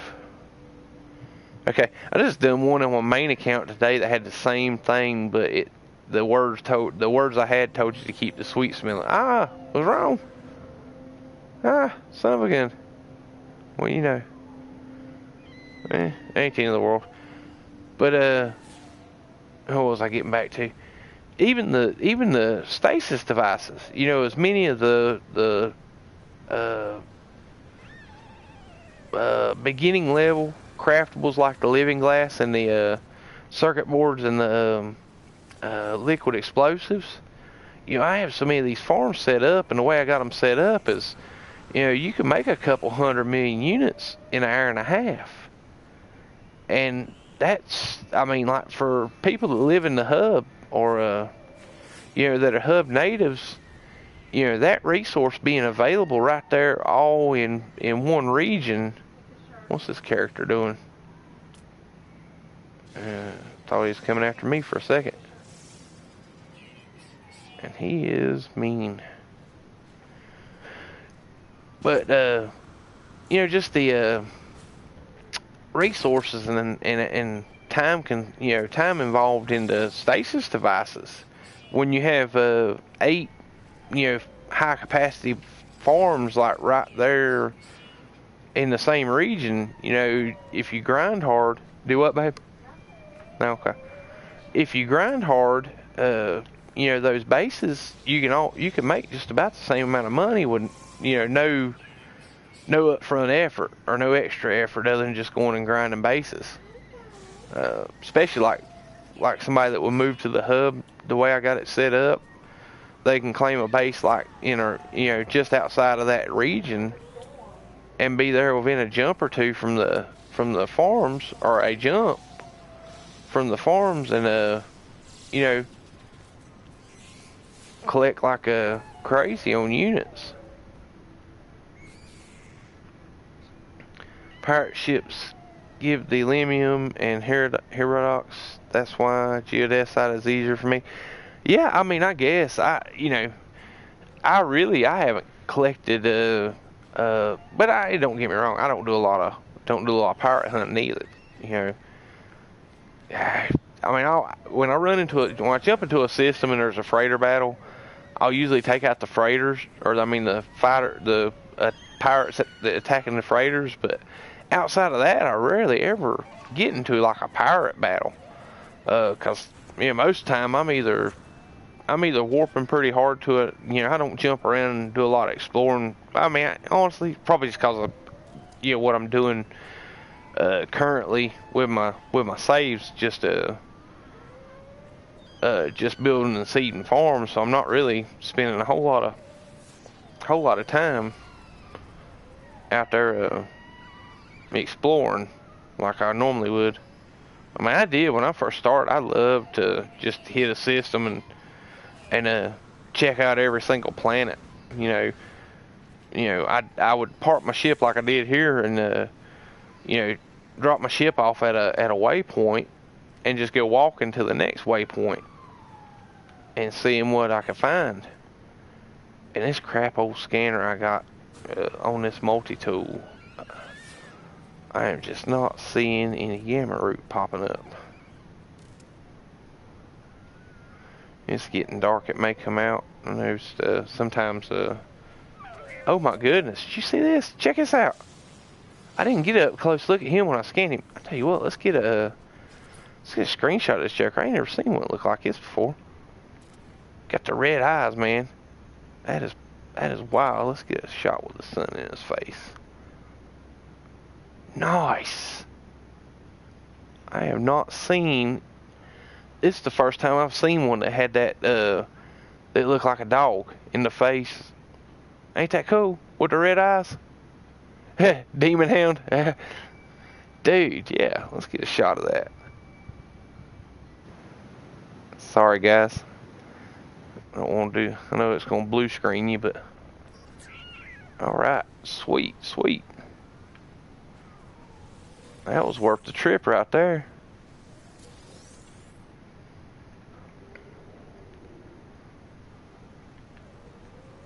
Ah, ho, ho. I was on like my second stream one night, and it was kind of late, and yeah, I was about ready to cut the stream, and it was just me and I think Panda was in the chat, and it was just me and him, holding down the stream, and I was finishing up. I think I was finishing that science mission, and I walked past this freaking hole and fell in it, and it was before I'd had any upgrades on my jetpack, and I couldn't jetpack out the freaking hole, and it didn't have a wall that I could run up to get out of it, and it was in this massive cave system that I fell down in, and the freaking crabs that was in that cave was trying to kill me. All right, Dark Lord, no problem, buddy. See you when you get back. Oh crap, what's attacking me? What didn't show hostile last? Oh crap, it's a new one. Yeah, I'll scan you when you're dead, buddy. See, you gonna run? You gonna run like a punk? Oh, come on back here. Let me charge the scanner. I'm gonna finish that. Finish the job. You will come run up and hit me and then run. Yeah, you better run. I tell you, man, I don't know if it's the update looming, but yeah, the NPCs are being little pricks here lately. I landed on a planet. It was the one with my main save. My portal glitched out, and I was checking a new portal to see if it it was crazy creatures. But I was checking another portal or another planet, locating a portal to see if it glitched out on an undiscovered portal.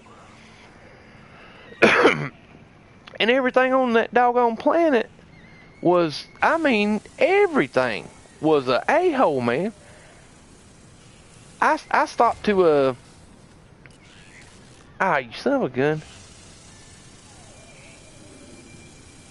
Let me kill this sucker before it kills me. Oh shoot, I gotta run. Crap, run. Okay, run, sword. Okay, get the hazard protection up. Okay. Dang it. About that black screen talking trash to NPC or to fauna. Dang it. Okay, let's find some freaking gamma and get off this planet before I get killed. Okay. Now,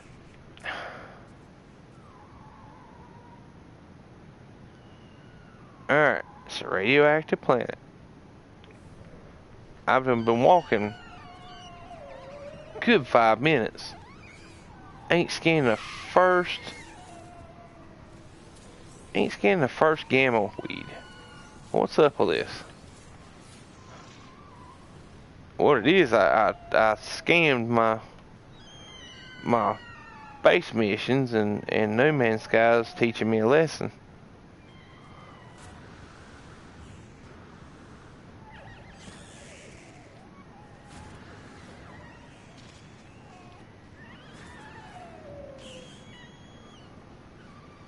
What's up, Siege Ninja? Oh, nice. How you doing, buddy?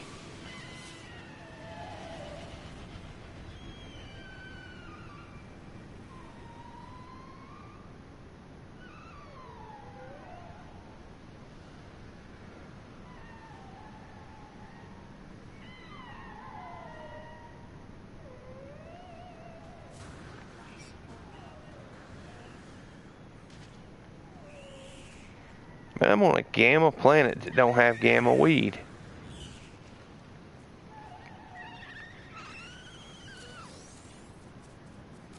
Oh, dude, I'm. If I got any better, I wouldn't know what to do with myself, man.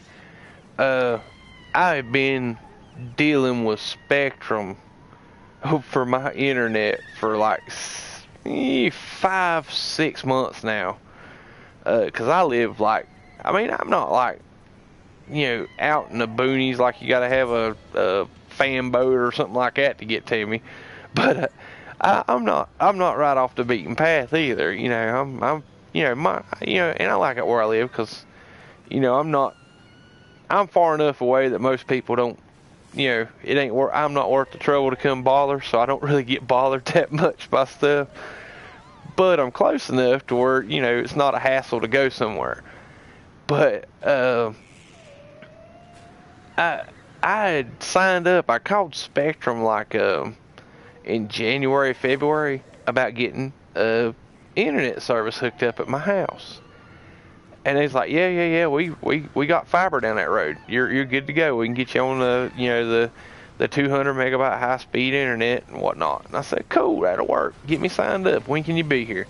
It's like, yeah, we can get out there and have a tech out there to get you installed on Wednesday. So we made the appointment, and it happened to snow that day.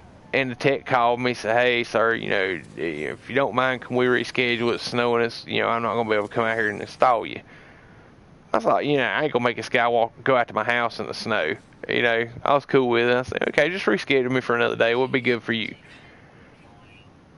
So he rescheduled me for that Friday. It's okay, no problem. Somebody will be here to let you in so you can get it installed Friday. So he goes back by here that Friday, and he sees where my house is at, because he had never been by my house.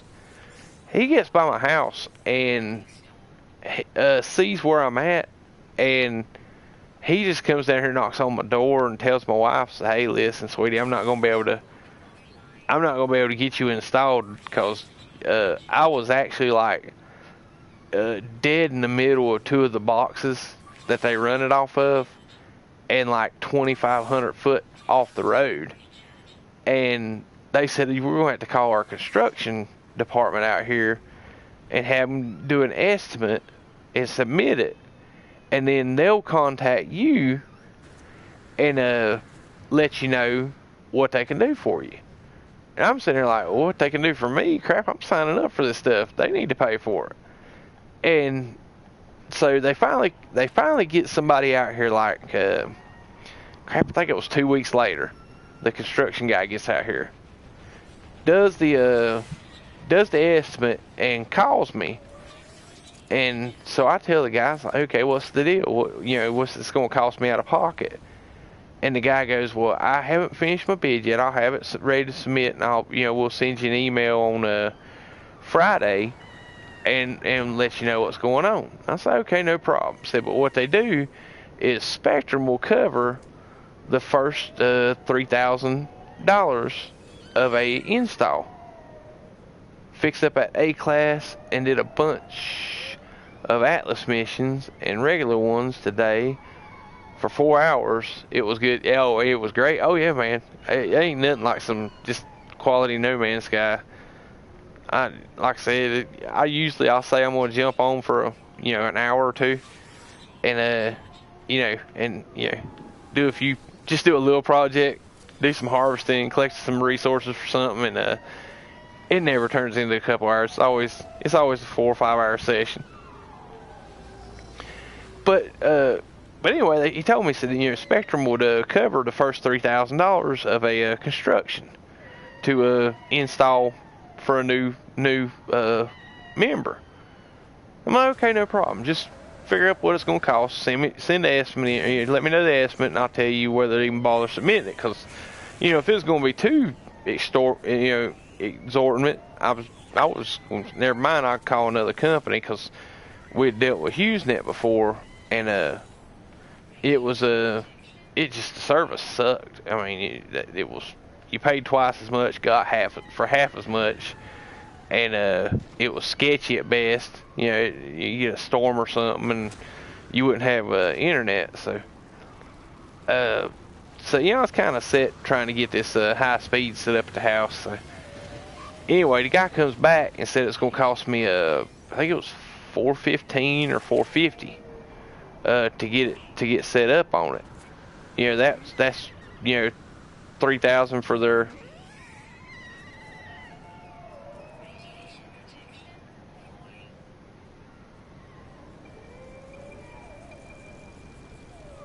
I know, right? It is hilarious. Yeah, you're right, dude. I mean, and that's what, honestly, I get so heated when I hear somebody say, "Yeah, I quit playing. It got boring." I'm like, you know what? You ain't doing enough. If you get bored on this game, it's your own fault. I will tell you that in a heartbeat. There is so much crap you can do in this game. If you're bored of it, it's just cause you're not doing enough. Yeah, you hit it on the head there, Seas Ninja. I love that. That's the quote of the night, guys. That's the post of the night in the chat. Seas Ninja takes the cake, guys. You can have a million projects going on and drop 8 or 9 hours of gameplay a day in this thing and still have something to do.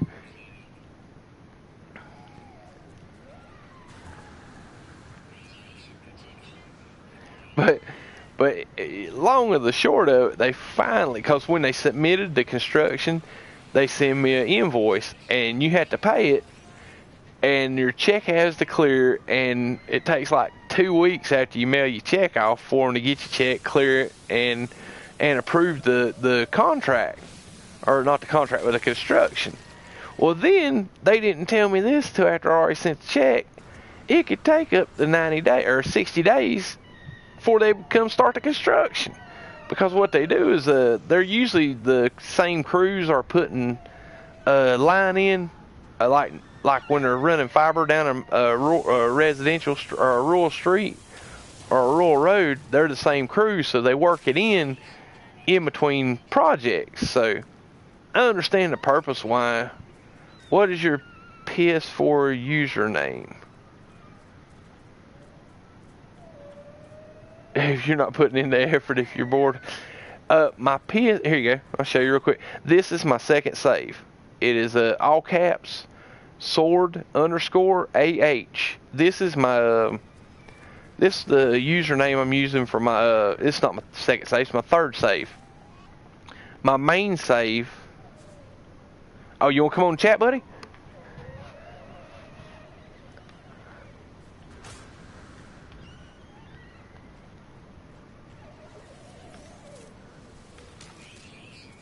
Crap. But yeah, I end up waiting like pretty much the maximum of that 60 days before they come out and done the construction. And they get out here last week. So do I just send requests to all of them? Yeah, man. I would, because you never know what I'm gonna be streaming that night. For now, since the server's been kind of screwy, and now that I got Wi-Fi at the house, I'm probably going to be streaming this new save just to see how quick I can get it built up and if I can max out, get to 1 billion units before next. Because that's the goal of this one, is just, to, do some tips and tricks and get these, more or less just show the advantage of starting a new save and moving to a hub that's got the setup in the way I got it in the consortium, where you can just run in, harvest a crap ton of farms and make quite a bit of units. Oh, I'm full on plutonium. Okay. Oh, okay, let's go ahead and get out of here. I got plenty of gamma. I got enough gamma to do that mission 4 times now.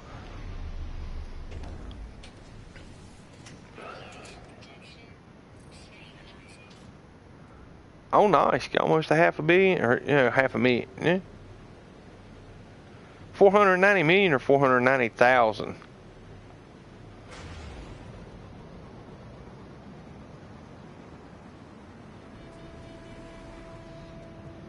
So I don't know how to do farms. Dude, have you got your portal glyphs yet?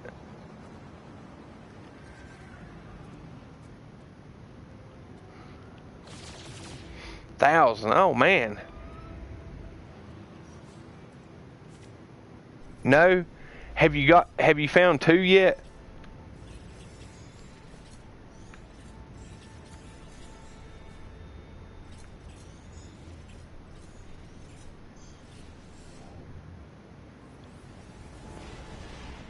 Yeah, dude, check, see if you got that, if you got the sun and the bird glyph, which is the first 2, let me know.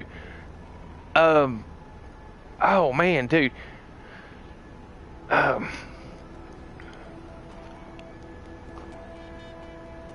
TOG has a planet where they've marked off the other 14 glyphs with comboss, and you just have to get an exocraft and go run that circuit and pick up all the other 14 glyphs. And once you get 16, dude, I'll drop you some portal addresses. Dude, you can hit one of my farms and earn like 22 million units or 24 million units, depending on which farm you go to.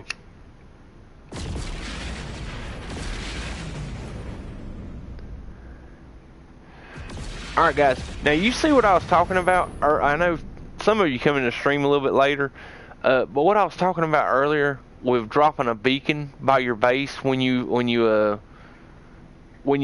first build a base. If you put that beacon inside your circular restriction on your farm, that beacon can be seen by anybody. I'm at 85 million plus 3 fusion igniters and 73 living glass. Oh man. Alright, but you see right there that beacon pops up? That shows up for everybody. And most of the time, when somebody comes into a system, they scan the planets. And they want to see what the planets are. And sometimes if you got a lush that's the first planet in the system, you might get in trouble with them jumping it and claiming a base first. But most of the time they'll scan all the planets and see what the system's got before they go settle down and claim a base. Well, if you got that beacon up on your base, in your base build area, it'll show up when they look at when they see the planet. And they'll know right then and there that somebody's got a base here, and if they know better, they won't claim a base, and it saves you from a lot of headache. That, and you can back these things up. I think a PlayStation, you can buy a USB storage device and plug it into the port where your controller charger goes, and go into. And I ain't gonna swear to I don't know it completely. I ain't done it yet. But you can save your data for your No Man's Sky file onto the USB drive and store it on a computer. And if somebody ever claims a base on a planet you had a base on, what you do is drop a beacon outside the base restriction, then go claim another base, come back to the beacon that you left that you'll be able to see, claim that base again, and that's when it gets fuzzy for me, because I'm not real, I've never had to do it, so I don't know the process as well. But the guys at TOG had this posted up as well, as kind of like a home security. Because if you back up your save files on your bases, it's not lost. You can get it back if you got it on that USB. And that way, if somebody claims a base and overwrites you, all you do is just, follow the process to reinitiate your base, and you'll overwrite them. And most of the time, some noob that doesn't know any better to claim a base, they'll never know that you overwrote them. And another reason, if it's some troll that's just trying to screw your bases, then I'm full. Okay, let's see, it's transfer or something. But if some noob that if it's just some troll that's coming to screw with you, then they're not going to stay there and keep screwing with you. They're going to move on. So more or less, either way you do it, or either instance that happens, if you back up and you reinitiate the base, then you're not having to hassle with it again, or for a while anyway, because you've they're not going to keep screwing with you in those scenarios. Okay, I'm gonna try something a little different this time. I'm gonna put a circular room above this, and if I get out of the object, here we go. Oh, I ain't got enough iron. Doggone it. Okay, let's take up. Oh, duh! I got another room back here. Sweet. Okay, let's put a hydroponic tray here. And here. Nope, just one. Okay, let's do the gamma root.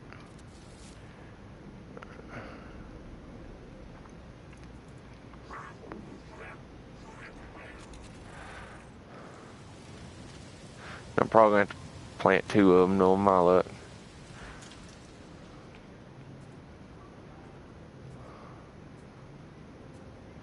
Oh, okay. I got to switch it over in my log because I got that warp reactor.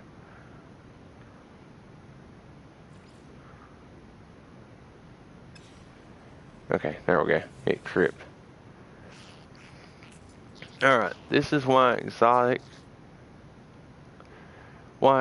one planet systems are great. Only can be one base in the system. Yeah, you're right.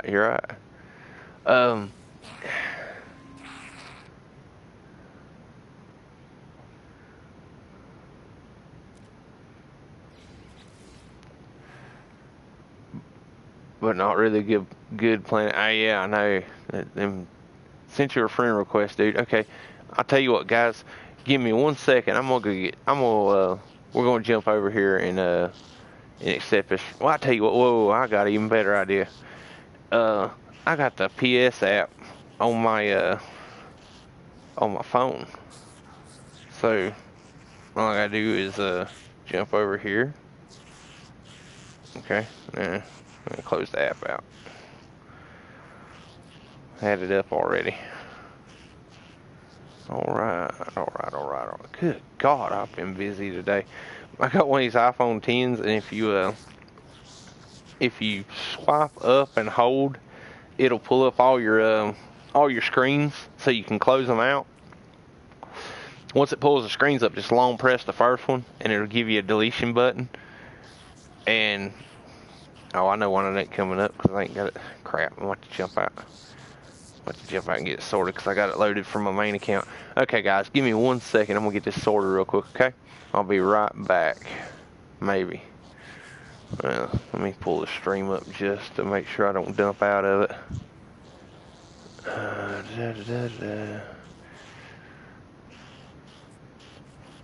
Okay.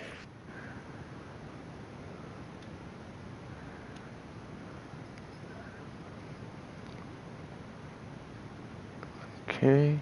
Oh, cool. Okay, got you. Done and done. Alright, now it's back to the game. Cool. Alright, we're done. Alright, let's see. Gravitino host. Dang, I hate these Gravitino hosts.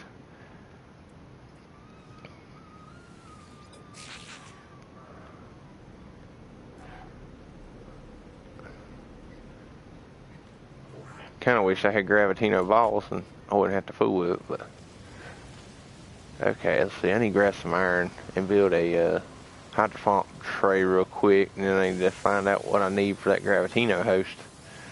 Because it's been quite a while since I had to plant one.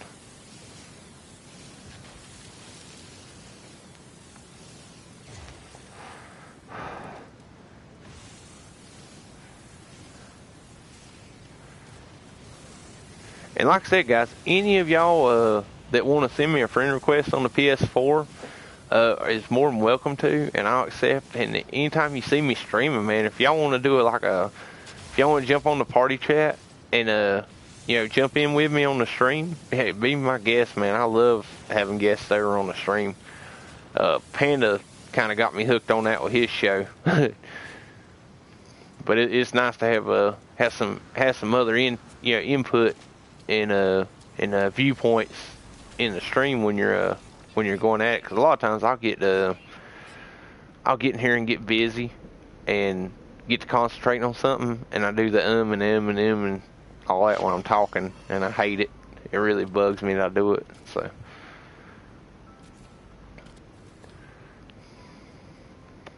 how do you get the glyphs? Okay, what you do is, have you got an economy scanner yet?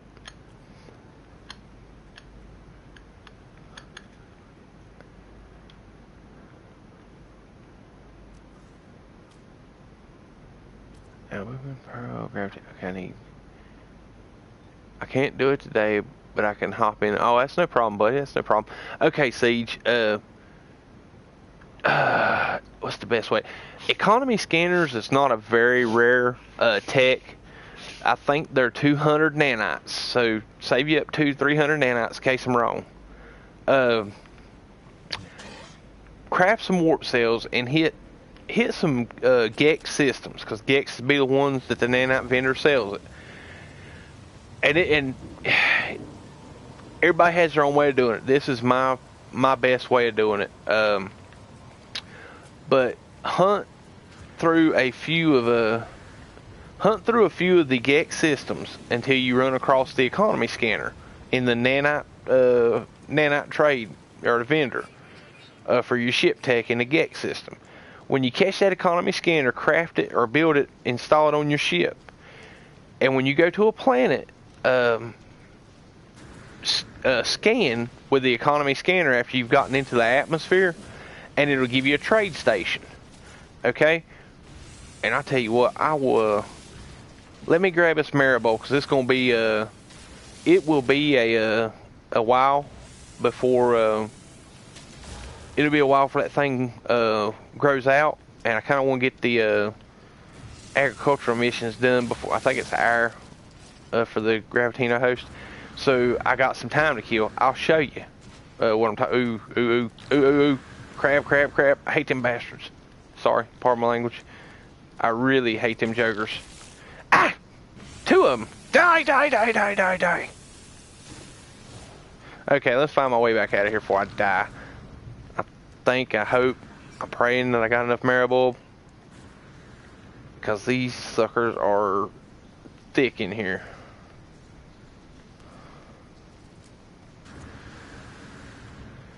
And I'm lost again. Okay, I'm lagging, so I gotta be close to the base. Okay, here we go. I think it's through here. Yeah, here we go. Sweet. I did the EMP mission.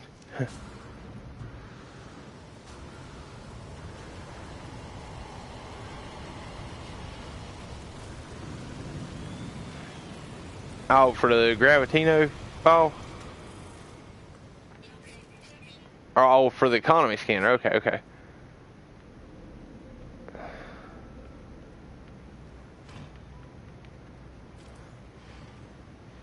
Son of a gun. I ain't got nowhere near enough. Shoot. I'm gonna have to go back in there and deal with the crabs. I hate crabs.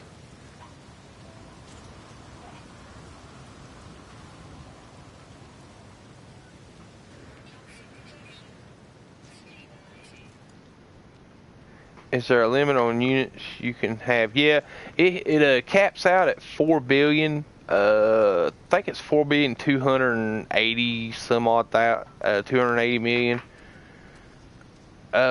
What it is like the hexadecimal system.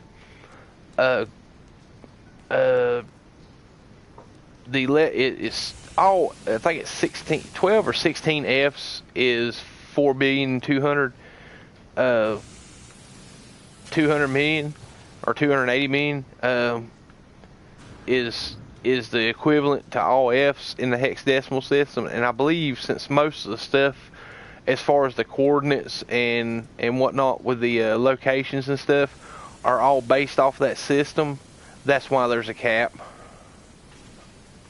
That's how I've had it explained to me. I'm not as educated and up on it enough to tell you I know for sure. Are you dead or are you still moving? Good grief! I really, really, really need a better multi-tool.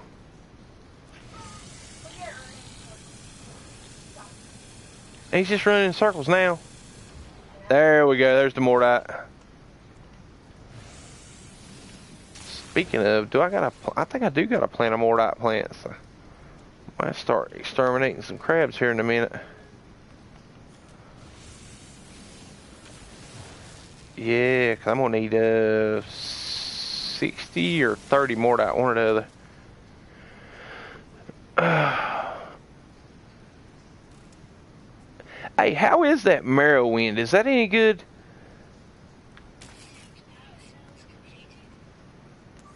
That's it. My youngest son plays the Skyrim, and we seen the Morrowind. It was actually 60, Morrowind. It was actually 60% off on the PlayStation Store tonight. The online is better than the actual Morrowind. Like the Morrowind's like I think third. The online is actually But what I was saying, if you're still gonna stick around a second there, Siege, or hit me up in chat later or something. But if you get the economy scanner, you can locate trade stations. Trade stations, if you land and there's no traveler on the trade station, then reload your save. More often than not, the reloading of the save will spawn a traveler. You give him a 100 nanites and you ask him where they're located, and he'll give you a grave location. And when you move to the grave location, you'll get a little bit of the game lore about the Atlas and the travelers and stuff, and he'll give you a glyph for the portal. Once you get your second glyph, let me know. I'll tell you what, if you got time to download the Amino app on your phone, man, that is, if anybody hasn't done that already, I recommend it highly, more than any other thing for resources in this game. Download that Amino app on your phone. It's a free app, costs you nothing, takes a few minutes to download, and search for the Amino Hub, the Galactic Consortium, and the TOG Aminos. Sign up for all three of them. Lily Hop runs the No Man's Sky Cafe. She's a part of the Amino Hub. That's another great resource. Dude, do yourself a favor. Yeah, I know, it gets complicated. Do yourself a favor. Do the Amino, guys, because I'm telling you, it's real time posting in chats. Like if you post something in the chat, like guys like me will get the notification somebody posted something in the chat, and you normally will get an answer from 2 or 3 people within a few minutes. But yeah, I mean, it's a hassle getting all them glyphs. I ain't gonna lie about it. I ain't gonna sugarcoat it. It is, but it's worth it, because once you get them glyphs, man, it opens up opportunities for you to make like major amounts of units. And just the resources, as far as multi-tool ships and gameplay, aids for gameplay, it is well worth the effort. I tell any newer player, focus on the base missions for the agricultural and get your glyphs. Once you've done that, you pretty much got your any income as far as units sorted out already. You don't have to you ain't got to worry about units after that, because the hubs provide so many resources for farms that you can harvest for units. Dude, it's like I said, it's easiest. That's the best way to get rich.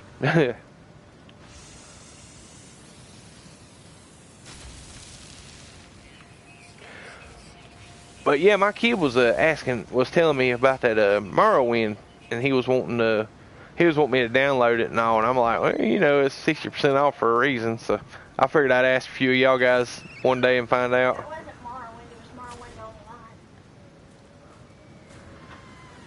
Yeah, you're definitely going to need the Nomad Exocraft if you do that TOG glyph path, because all the times are marked, timestamped by Nomad travel times, so you'll know which one's the next one.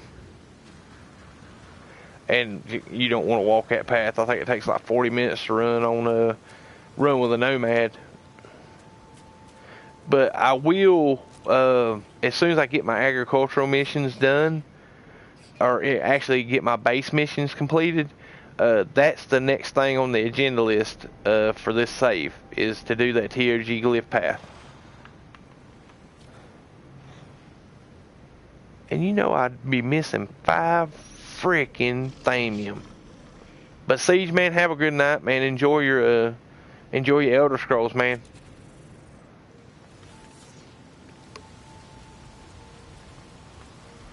Empty benches, man. Dude, I appreciate you coming by the stream, dude. I really do. Like I said, I appreciate all y'all guys. I'm floored that people likes this game enough to put up with me rambling on for 3 or 4 hours to watch a stream and chat. But yeah, man, I appreciate you stopping by. Come back next stream, dude. I should be streaming tomorrow night, probably around 7 or 8, depending on what time I get home. Probably closer to 9, knowing the way my day goes. But shoot, yeah, man, y'all have a good night. If you saw 60% off on PS4, that's Elder Scrolls Online, not Elder Scrolls 3. Oh, okay. Well, it was the What's the name of your channel? Morrowind, the second one he posted. What's the name of your channel? Elder Scrolls Online has a subscription, so it's kind of not worth. Oh, okay. So, okay, I got you. Now I know. What's that one you got on PS3? Skyrim. He's got Skyrim on PS3, so. And he's been playing, dude. My kid's so awesome, dude. He'll sit in here. I've actually got another TV in here in the living room set up just for his PS3, and he'll sit there and just be as quiet as a mouse and play Skyrim and listen to me ramble on this stream and watch me stream and play Skyrim. But yeah, he's a good kid. I love him to death.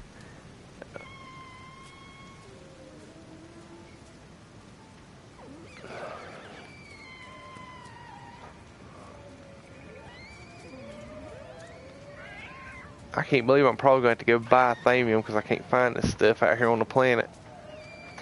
I'm telling you, man, No Man's Sky knows. It's procedural generated bad luck. There it is.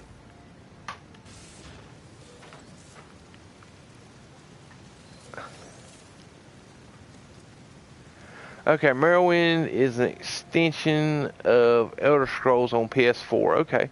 Yeah, But Elder Scrolls has expansion packs for different places. And a subscription, so Morrowind is the only part of Elder Scrolls Online World. Oh, okay. like Skyrim, it's like all of Elder Scrolls is sold on. See, now you you was telling me that my glyph, my getting glyphs was complicated. That's y'all got me so lost. My kids are trying to tell me about the Skyrims. But Elder Scrolls 3 is good. Okay. And if I'm not mistaken, I bought isn't Oblivion Elder Scrolls 2? Yeah, it is. It's Elder Scrolls 4, I think. Oh, okay, okay. Yeah, I picked up Oblivion. Let's see, I picked up Oblivion, and that's PS3 or is that PS4? Hayden? What, Oblivion? Yeah. Yes. 3? Okay. Yeah, I picked him up Oblivion, and I think I got, oh crap. Let's see if I can make it back to the base before I die.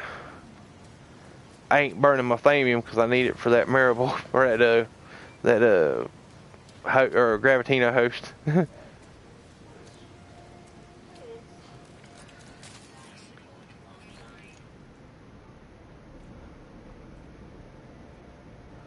No, Oblivion, I think it's PS3, is it not? It is. It's PS3, yeah. Because the only thing But yeah, I picked up all 3 games: Oblivion, No Man's Sky, and Elite Dangerous. No, you got Oblivion before No Man's Sky. Oh, did I? No, you got Oblivion, you got Oblivion. Not, it's when we got the PS. Did I get the same day I got you Minecraft? I think so. Okay. Damn, and then you got Skyrim, because I heard about it. And I heard Yeah, it was oh man. Skyrim's got better graphics, but Oblivion had better gameplay, I think. Alright, let's see what I got. I don't need that. Okay. Alright, we're good. Alright, yeah, I'm gonna go kill some time at a trade station, let that thing grow. What kind of time frame does that thing grow in? Alright, 40 minutes. Okay, we're good. Okay, but yeah, like I said, you go to these trade stations, and if you don't, and I do a lot of trade stations, so that's a great place to get a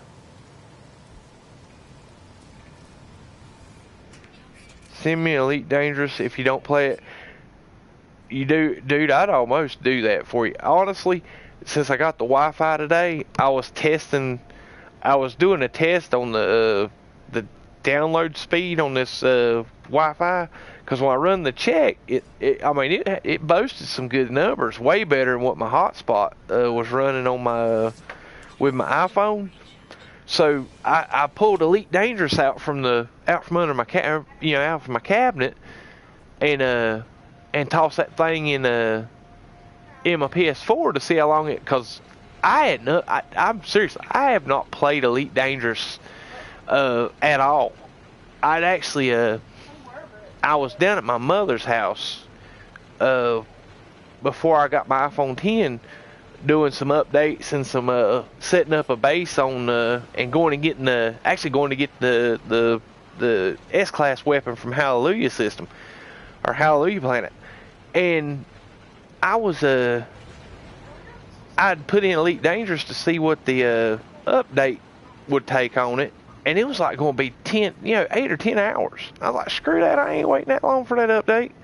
So I just canceled the update and deleted the game off my PlayStation. And I left that thing under my cabinet forever. I stuck that thing in today for the update, 30 minutes. It took like 25-30 minutes to update that game. I done it while I was cooking supper. And I have yet to start it up yet. Oh, you got your A-class multi-tool? Yeah, man. I'm telling you, dude. Oh, shoot. You had to jump on one night when I'm streaming my main save or my second save. Oh man, that doggone well, you seen Zane, Zane's World, the episode on his permadeath where he went and got, it's the exact same tool. Well, no, he got the alien, but I got the experimental version. Okay, Siege, you still on? Okay, good. I'm gonna show you this. Okay, you go through, you look at the NPCs. Alright, you don't see any travelers. Okay, so when you land your ship and jump out, it loads your, it saves automatically. Just do the reload to current save. And me in Operation Game, I was actually doing a party chat during his stream a couple 3 nights ago. And I told him to try this. And he ended up getting like 4 or 5 glyphs on in the same planet or the same system that day, doing this trick. It's like every probably 2 out of 3 trade stations, when you reload to save, will pop a traveler up. But it don't always work. I mean, like I said, it'd be odd if it worked here, but because I'm streaming it and trying to tell you how to do it, but that's usually how it rolls with me when I'm trying to show people something. That's when crap starts falling apart on me. But that's how I get the glyphs, man.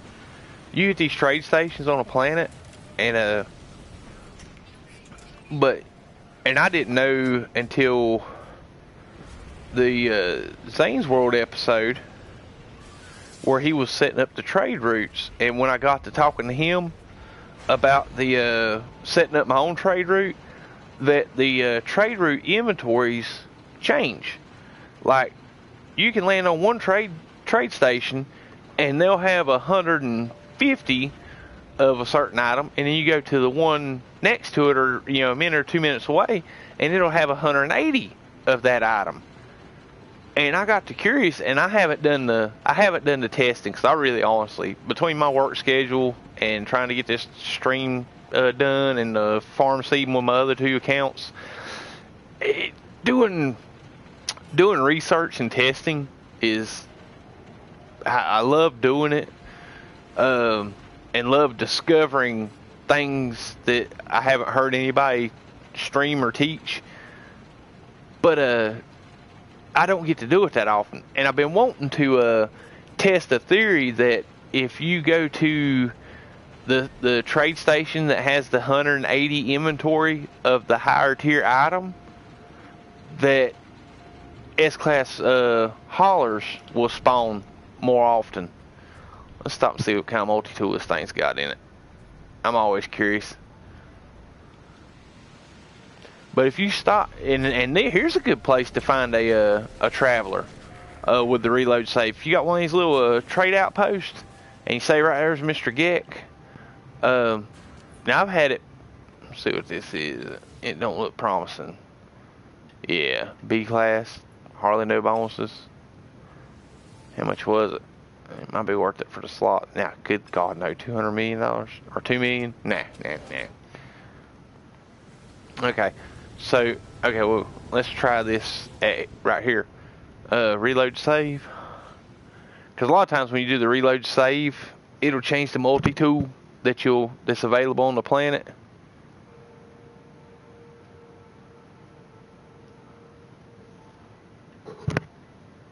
My last blueprint to unlock is a Blaze Javelin Drill Array Tau. A Tau. Don't you hate it when it's the simple ones that you see other people run across 50 times? Look for a red line. Okay, elaborate, Dark Lord. A red line trade post. What is that? See, it's another Geck. And it's the same tool probably. You'll have to elaborate on that. Honestly, some stuff, man, I seem like I'm a guru on because I've seen somebody else has explained it to me, and I'll explain it to other people.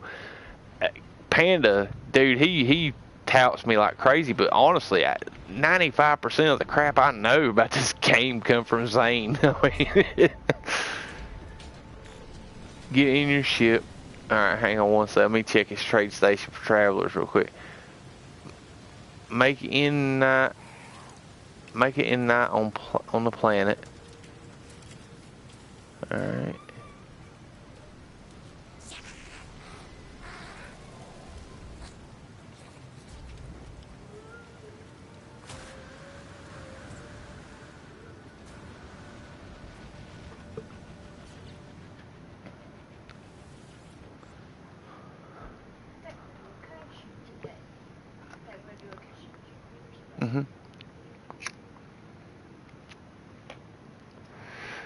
Look in the look in space at the lines. Okay.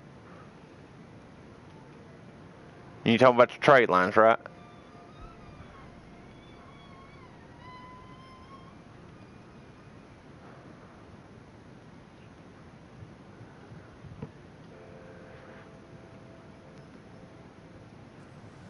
Okay.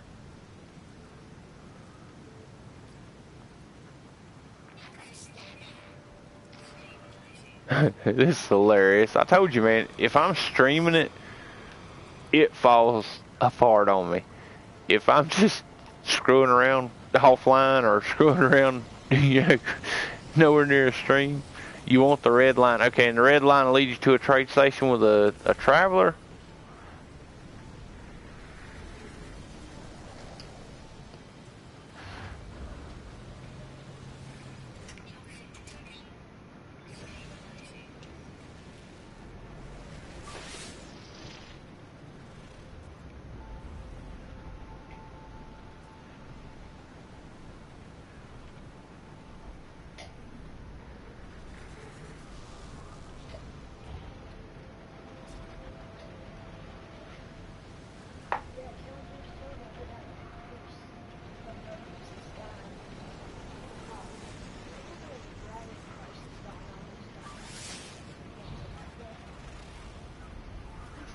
Okay.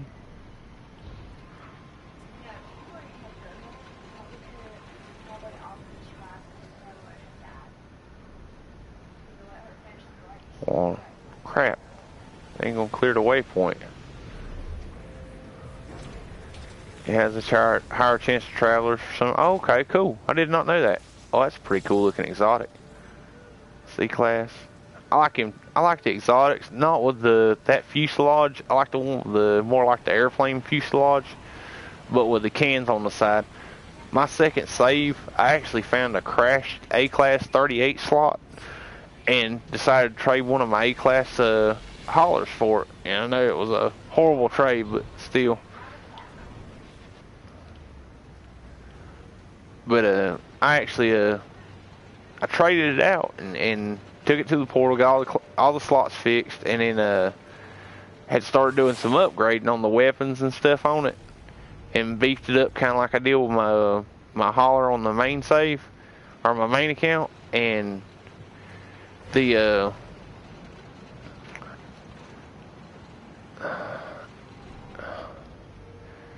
and I did a bit more. I think I was in the space station hunting or looking for Chrysonite for one of my last few upgrades, and I'll be doggone if I didn't come out of the dang trade station or the space station and a freaking S-class just like it landed. I ended up trading it ended up busting all my stuff up and trading it. I was so aggravated.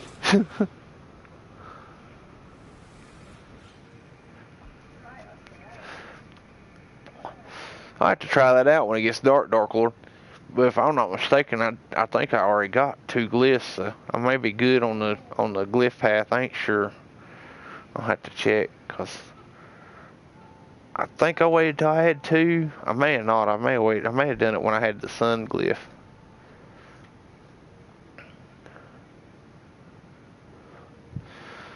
Let's see, what time is it? 9:36. Okay. Yeah, we're gonna have to cut this stream here in a few minutes. I'm gonna try to do some barter for some nanites if I don't turn up a traveler. Use camera. Let's see. Let's look at the guide. Where is my glyph? Oh, here we go. Portal glyph. I do. Oh, good. I got 2 already. Good deal. Yeah, so probably once I get finished up with the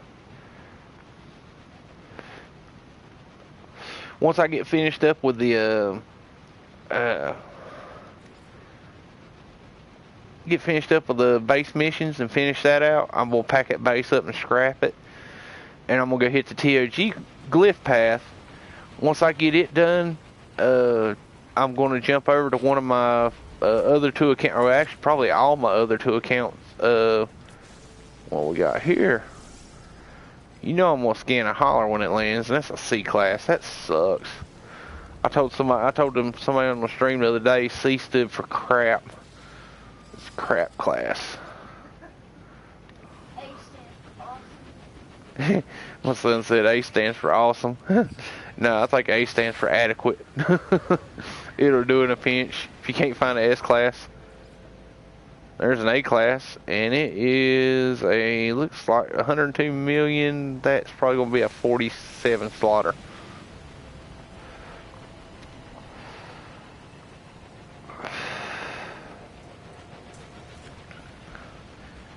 S class stands for sold. 46. And where did she land?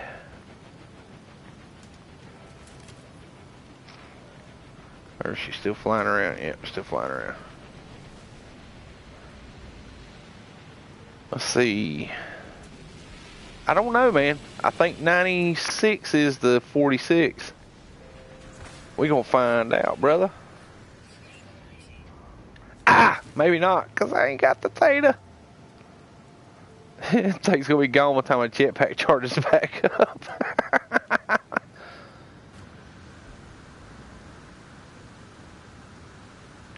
Let's see what we got here. See what they got to sell anyway. Yeah, man, it is so 47. Eesh. Yeah, because I think it's like 10 million. Once you get up into the latter 10 slots, it adds like 10 million to the value. So the max slot A class is 112 million, and the 102 is the 47, and the 96 million, I think, will be 46 slot, and that's usually the max slots on a freighter. Let's see what we got here. Operations Center. Yeah, we're gonna go back to base and go ahead and start working on shutting this stream down.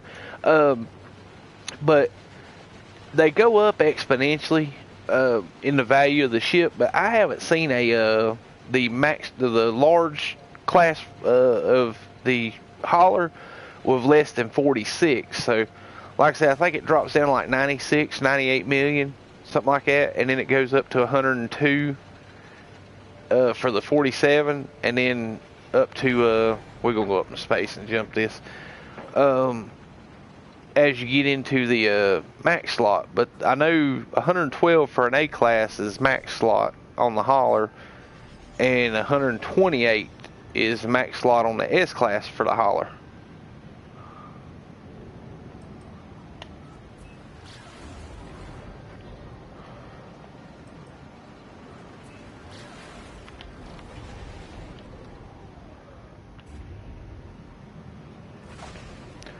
Lord, I probably scan more ships in this game than I have flora and fauna combined.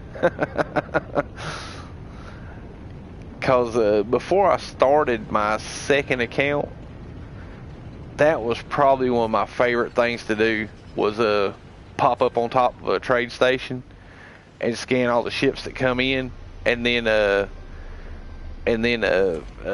look for the S classes to come in. But I watched a bunch of tutorials and heard a bunch of comments and stuff like that from people trying to explain how we're gonna go ahead and harvest the what? Okay, we're gonna harvest the frostwort and go ahead and replant some of it if I got enough thamium. But I've heard so many tips and tricks from people trying to, crap, I ain't got the thamium. Doggone it. But trying to, giving advice on how to find I ain't gonna go to a trade station either. Well, I could warp up to, I can warp up to the, how do I got enough for lubricant? Cool. Ah, nice. I got enough for living glass. If I hit the right menu. Cool. That will work. Oh, I bet. Do I got the living glass? Yeah, I do got the living glass. Okay, good. Okay, and I got enough for a heat capacitor, but I don't have enough for the polyfiber. Okay, so I got enough for suspension fluid. Oh no, I'm thinking, yeah, I was thinking unstable gel, but no. Okay, and that's 240,000. Yeah, we'll go ahead and make that. Okay. Yeah, okay, so I'm gonna hit the terminus up to the trade station and sell this and get a little bit of capital for some drop pods tomorrow before I hit that TOG glyph path. Yeah, because that's probably what I'm going to do. Once I get all 16 glyphs, I'm going to go hit my circuit board base one time and get me a 20 million or 22 million units from the sale, and then just really hit the drop pods really hard. Then I'm going to get a portal address from a decent system for me to set up probably going to start with living glass and set up a living glass. Well, I may just go ahead and do split the farm up and glitch in some star bramble or gamma root, depending on which planet I settle on, and just do 9 of each. My planet is good for drop pods. There are 2 near the portal. I'm telling you, man, drop pods, I really, I'll use my, okay, we're going to, come into the terminal, didn't I? Yeah, I ain't got it and save it there. I haven't really, honestly, I haven't had a hard time with drop pods. I mean, I can imagine, and it's probably just, I was lucky. What am I doing? I'm looking at tech, and I'm supposed to be selling this crap and getting out of here. I guess I've just been lucky on my first 2 accounts that hadn't had a lot of trouble with the drop pods. But what I'll do is I'll use the signal booster to scan for one, go to it and get it and scan for another, and I look at, like, if I'm flying north or if I'm flying south, or kind of gauge between the north and south on the compass on the top of the HUD of where. Oh, look at that, 717,000 for living glass here. Crap, I almost hate selling one of them here. Okay, we're gonna get rid of it, and that is 242. I think that's below average. But I'll do one, and then I'll go to the next one. I'll scan from that first one and go to the next one, and then I'll kind of look at what direction I'm going, because a lot of times it'll send you back the other way. But most of the time you'll catch it's like 5 or 6 of them in a row, in a string of them. Because I think what they do is they'll cross the route. Because if you do it enough or fly around and scan for the points of interest enough, you'll start catching a pattern of how stuff drops. Like you'll get, like if you run east or west on the points of interest. Sorry, starting to slur. I need to get me something to drink. Wet my mouth. But if you scan for points of interest, you'll notice like operation centers and manufacturing facilities will either run north or south in a string. Like you'll have the 2 little storage buildings or 2 little buildings with the broken tech in between them. I have all the blueprints now. Need a traveler now to sell all the nanites. Save your nanites, Dark Lord. Store them. Put them in your freighter. Put them in a ship in your freighter or something. Hang on to them, because, man, with this next update, I guarantee you we'll get some more tech for our ships. I'm really, really, really, really leaning on the idea that there's going to be some Omegas. I'm hoping. It's just my speculation. So throw your tinfoil hat on. It's going into speculation there, but I'm really hoping that we'll start seeing Omega upgrades, like warp drive Omega, or phasers or weapons Omegas or shield Omegas, because we have 2 Omegas already currently with our multi-tool. So I'm assuming that they were planning on expanding that eventually. Like you seen in, I think it was the pre-order versions or the special edition versions of No Man's Sky had that photonic uh, drive on the pulse drive, was kind of more or less a theta for the pulse drive.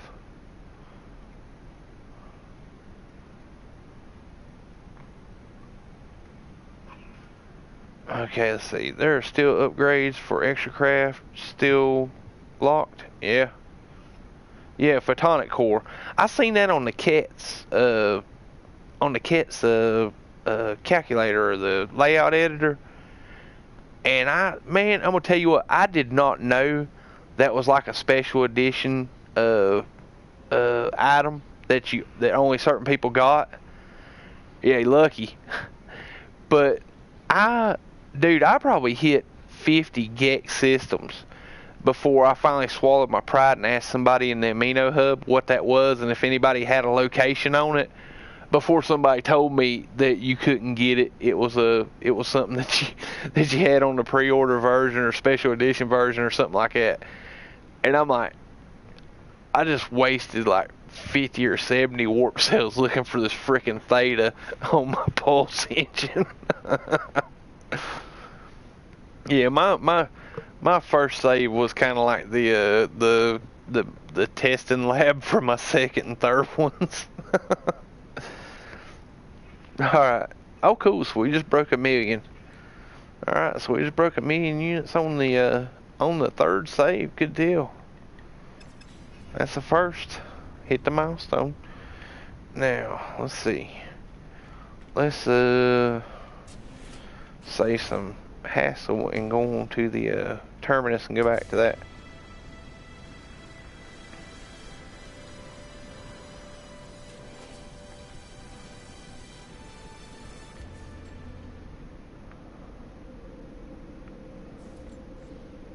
Cool, I made 2 milestones off that one cell. Nice. Alrighty. Dark Lord, have you gotten on the Amino app?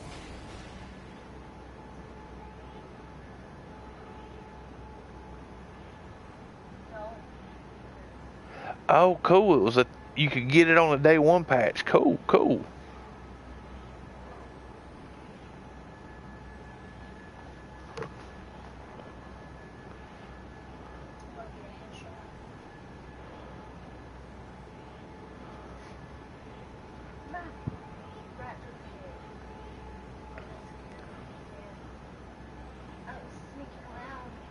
Yeah, I didn't, when I first got the Amino app for my phone, I didn't really, I browse a lot, because they'll do like, people will post like artwork and screenshots of different fauna and stuff. I don't have a phone that can use apps. Oh man, that sucks, dude. And I don't know if you can download that on PC or not.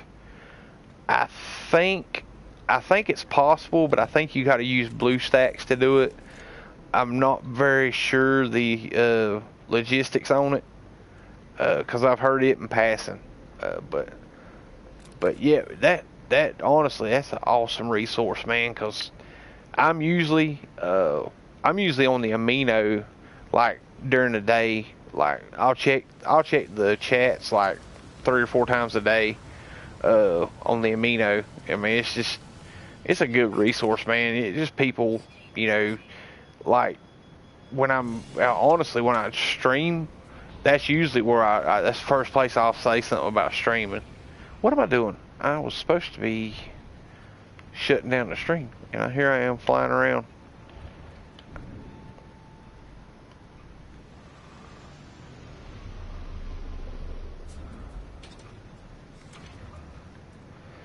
But yeah, I mean, like I said, with the databases of the Amino Hub and the Consortium Hub and the TOG stuff, man, I'm telling you, dude, it makes this game so much easier and makes gaining units so much more lucrative.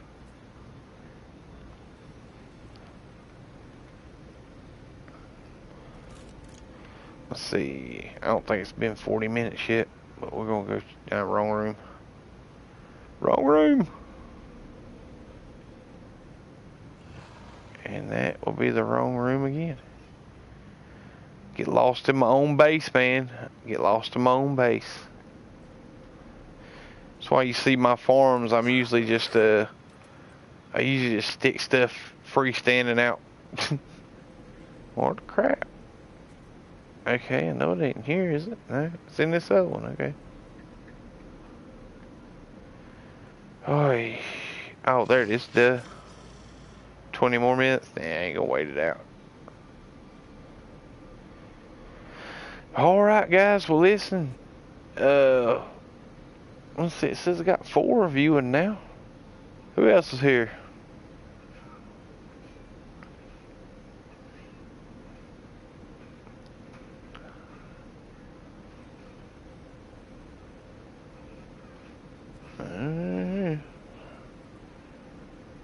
Four watching now. Okay, I'm one of them. Dark Lord's the other. Oh, you got your other. You got your alt on watching the stream too.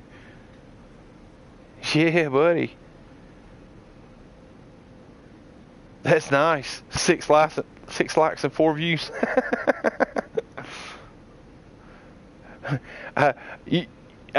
I'm gonna tell you, the way you know you're starting to gain some popularity on YouTube is when you get that stupid son of a gun that gives the dislike every stream, like Zane does.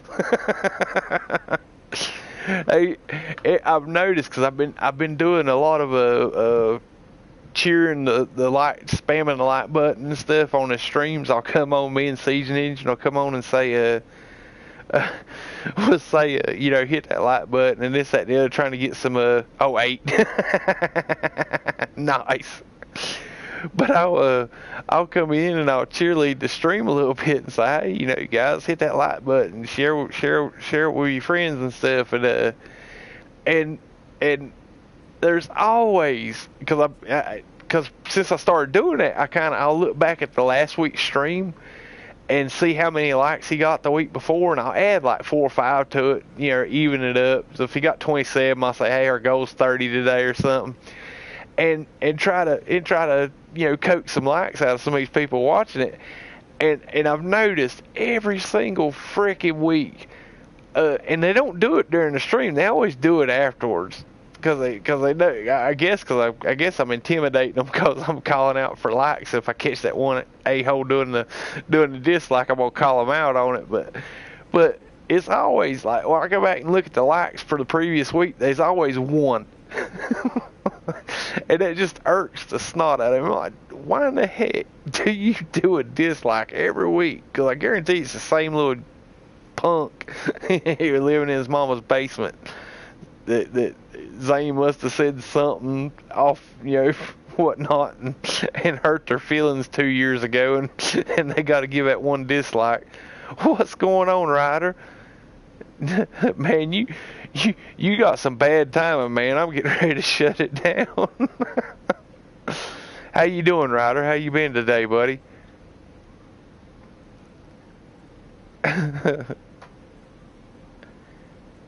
But yeah, it's getting about that time of night. Oh God, it's almost 10 o'clock. Yeah, buddy, it's Ryder S. Yeah, man, I'm good today, man. I finally got the Wi-Fi set up at my house. I got some unadulterated stream time in today. And have y'all noticed it? Have you noticed it buffering or anything in this stream? Because I ain't seen nothing on my side as far as any kind of upload issues. But I ain't been really paying attention to the stream on my phone, if it's buffered any or not, or if there's been any kind of audio issues.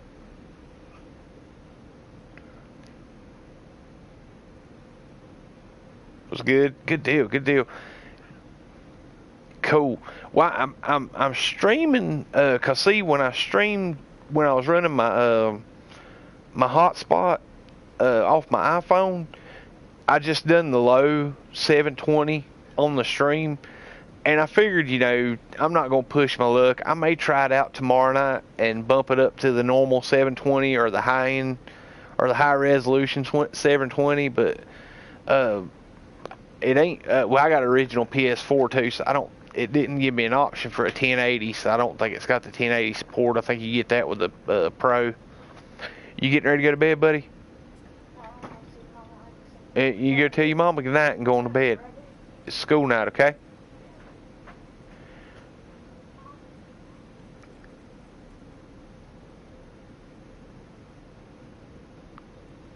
Yeah, I got a son that is a freaking night owl. He's worse than I am. And the sad thing about it is, the later he stays up, the easier he is to wake up in the morning. Seriously, don't be back there.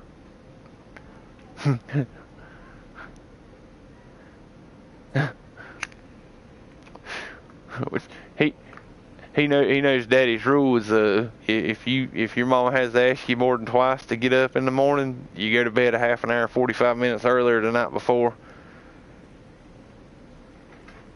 Just waiting for the Expanse to come on. Dude, I'm telling you what, I don't know if I'm still gonna be playing No Man's Sky in July by the time this freaking update gets here, cause and I haven't noticed it tonight. I'm gonna check real quick on my discoveries page to see if it's done it yet. See right there, online services is offline. Man, I'm telling you what, that is so frustrating when you got a project going. When Normie posted up that wiki or the feed in the news feed on the amino of those harvester bases. As soon as I seen that stuff, I'm in the PM or direct messaging him, asking him how he done it, and he explained the mechanics of it and how it worked and whatnot. And I was at work when I messaged him, and like 2 minutes after I got in the door from I'm in my work clothes, man. Walk in, sit down on my sofa, and kick on No Man's Sky, and I start harvesting marrow bulb to craft these voltaic cells to go ahead and start making 3 gas bases like they did in the consortium hub. And I'm sitting here like collecting marrow like a madman, and the whole doggone time people were talking about issues with the uploads and stuff, and I'm sitting here like, yeah, here I am going probably the most grueling harvest I have ever done for a base since I've been playing, and I'm gonna risk losing them because I'm gonna try to do this crap while the services is screwed up. And I done made up my mind until the online services get sorted and this server gets sorted out, I'm not doing no more bases, man. Because I lost. Normie posted. I can't remember what day it was. He posted something up in all 3 of the aminos about online services being off. And I just uploaded a base, went and tested it with my alt, and everything worked. And I didn't think nothing else about it. Went on like 3 days later and claimed another base and set up another circuit board for him. And I got it complete. And then I heard some more people complaining in the amino about stuff not uploading and talking about the online services being screwy. So I went back to check, and when I went back to check, I realized I didn't have a base that planet I was at previously. And so I went and dropped a signal booster at the location. Yeah. And eventually it reloaded. So I thought it was safe. See, I'd already been at this base like 3 days, and I'd already made a wiki on it and sent it and posted it in the database at the consortium. And I never harvested it. And I went back and checked it the other day. Finally I got it to load up after a lot of hassle of saving, reloading, and little rigmarole with my network. Jumping out and testing the network. Most of the time when I jump out of the app and go to test my network strength or do a network test, when I come back, I'm back online with it. Or I got the online services back. Good night, buddy. I am. I'm coming right now. And watch out, babe. And when I got the online services back, I went down and the base was there, and I didn't think nothing else about it. And you got to use the remote. And when I got down there to visit the base, I was going to go harvest it the other day, because I'm collecting stuff for the atmospheric harvesters, and I got the marrow bulb done, or the voltaic cells done, so I wanted to start doing the heat capacitors and the acid. And I got like 4 circuit board bases, including that one that got gone. Well, I finally got the doggone thing to load, went down to the base to start harvesting, went to the first biodome, everything was in it. Went to the next one, it was empty. 8 out of 9 of the biodomes on that base didn't have a plant 1 in it. Oh, I was so ticked off. I'm still mad about it. And between that and my portal glitching last night, I'm I'm to the point where I'm about to just take a break until July, until the update comes. But the only saving thing is, or the saving grace of the whole deal is, I've got this third account that I'm doing a new save on, and I can focus more on it and getting it done instead of messing with seeding bases and trying to handle my other 2 accounts. So I'm probably going to be streaming this pretty close to, not nightly, but close to nightly. Well, honestly, Ryder, I'm not, the resources and the effort, I'm not mad about. I really ain't, because I can recover that, because from the time I claim the base until the time I'm taking screenshots and renaming the system to put in the wiki, it usually only takes me about 2 hours of work, about 40, maybe half an hour to 40 minutes of harvesting the thamium and the carbon, and then harvest the base one time, or one or two times that next day. It takes like 15 minutes each, 10-15 minutes each time, throwing it in a storage container and going and finding another. It takes me longer to go find another planet to set up on than it does to set the base up, really. And so it's not the losing it that bugs me. It's the fact that Hello Games has let this continue for 2 weeks, man. Enough's enough. You got guys like me that's live streaming this stuff, showing the faults that they have in these games, and man, it's kind of, it bugs me, because these people that's watching this, that's considering this game, is seeing this stuff. And players like me and you will understand, and we've learned to work around bugs, and we've learned to work around glitches, because for every glitch there's an exploit that we can use. So it doesn't bug me about the bugs. It just bugs me that it's not getting fixed, and I'm kind of hoping, and I'm kind of concerned that it's something that this may continue all the way up until the next update, and we know the date now, so it's not a guess no more. And we got two full months. Tomorrow we got 2 full months before the update, and I can't see keeping on trying to get anything done working around this glitch or this services. But it's been put out there. I know Hello Games watches Cobra stuff, because they respond in kind of most of the time when something gets brought up or a concern happens or something gets put out on his show. So, and then him and Lily Hop had that conversation about the bugs and the glitches, and it got better after it happened. That following Monday, things got a little bit better, but and honestly, I don't know. I've had people explain to me how it worked.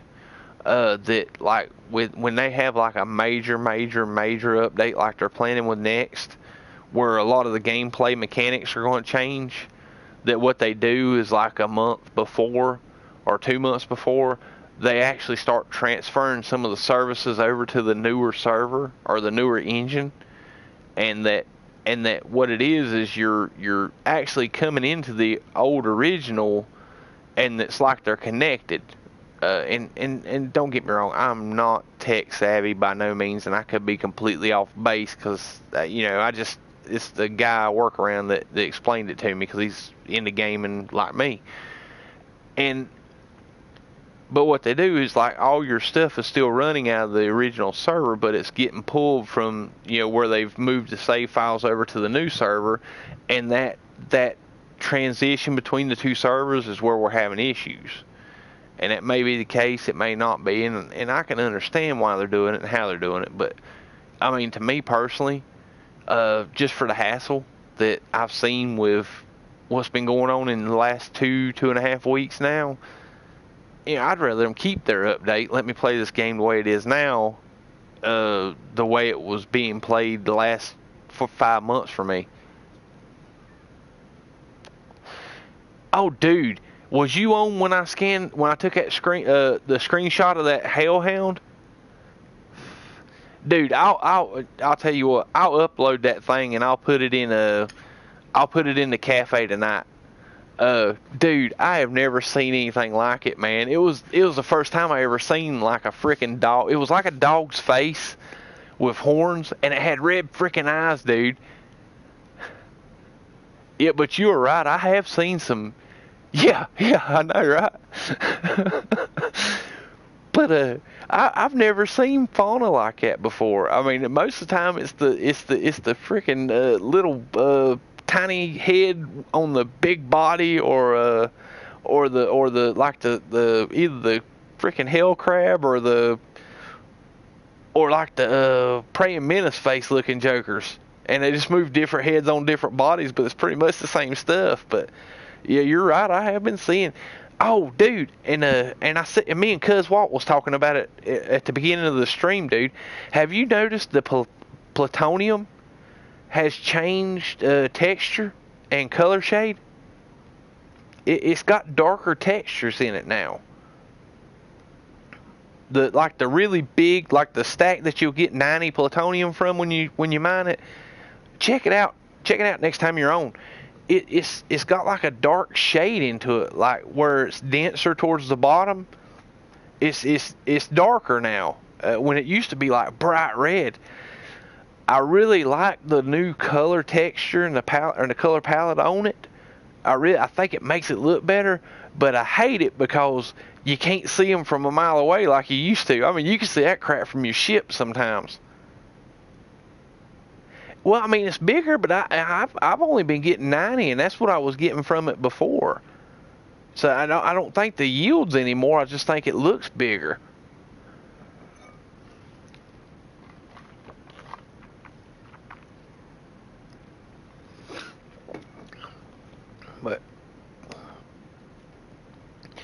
But anyway, dude, I'm gonna have to jump off here, dude. I gotta grab a shower and get me a snack and get on into bed.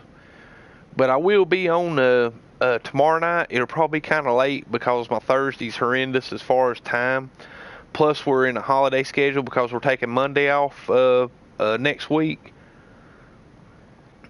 So I looked at some aluminum today, and it looked the same way.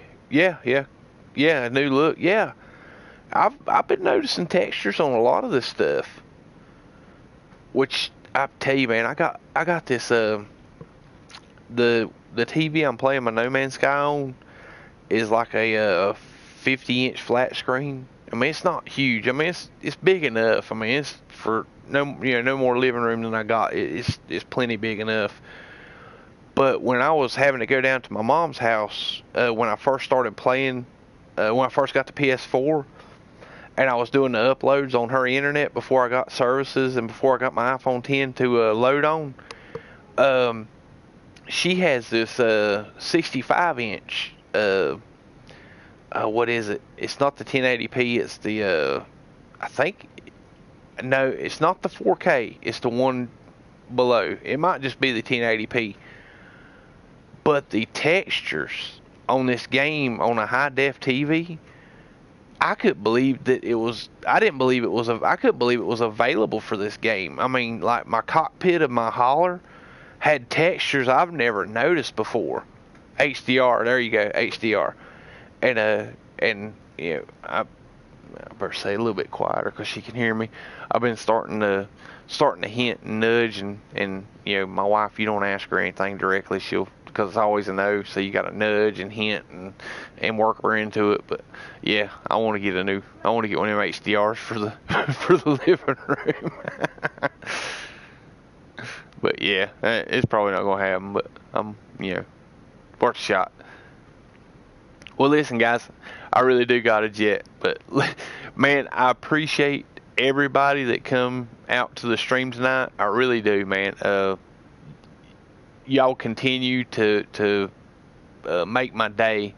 You know, knowing that people come by and pop by my stream and hit the chat and talk with me and cut up with me, because you know, I don't have content like a lot of these other providers. I don't do a lot of the edited videos and have big fancy graphics and stuff. It's just me, my PS4, and a TV and a you know, jacked up Wi-Fi connection most weeks. So, but like I said, I enjoy it and I'm having fun with it, and that's, to me, you know, that's it. I enjoy having fun. But listen, guys, appreciate you all. Have a good night, and like I said, check it out tomorrow. You see up here in the corner, this is my user ID or PSN username. It's sword_AH on this new stream save. It's my third PSN account. Send me a friend request if you're on PSN or if you're on PlayStation. Any of you. Welcome to jump in the party chat or request a party chat with me while I'm streaming. You can jump on, come on the show. You know, we'll chat it up, man. I had Operation Game on the other night. He's one of these YouTubers that just started streaming No Man's Sky. It's his first time playing the game, and I jumped in his chat, gave him a few pointers and stuff, invited him to the Amino. And he actually got all 16 of his glyphs, I think, Monday, and moved over to the hub yesterday or this morning or something like that. And yeah, like I said, man, it's I tell you, man, I enjoy it. But listen, y'all have a good night, and we're going to end the stream here, and we will see you on the next stream. Night.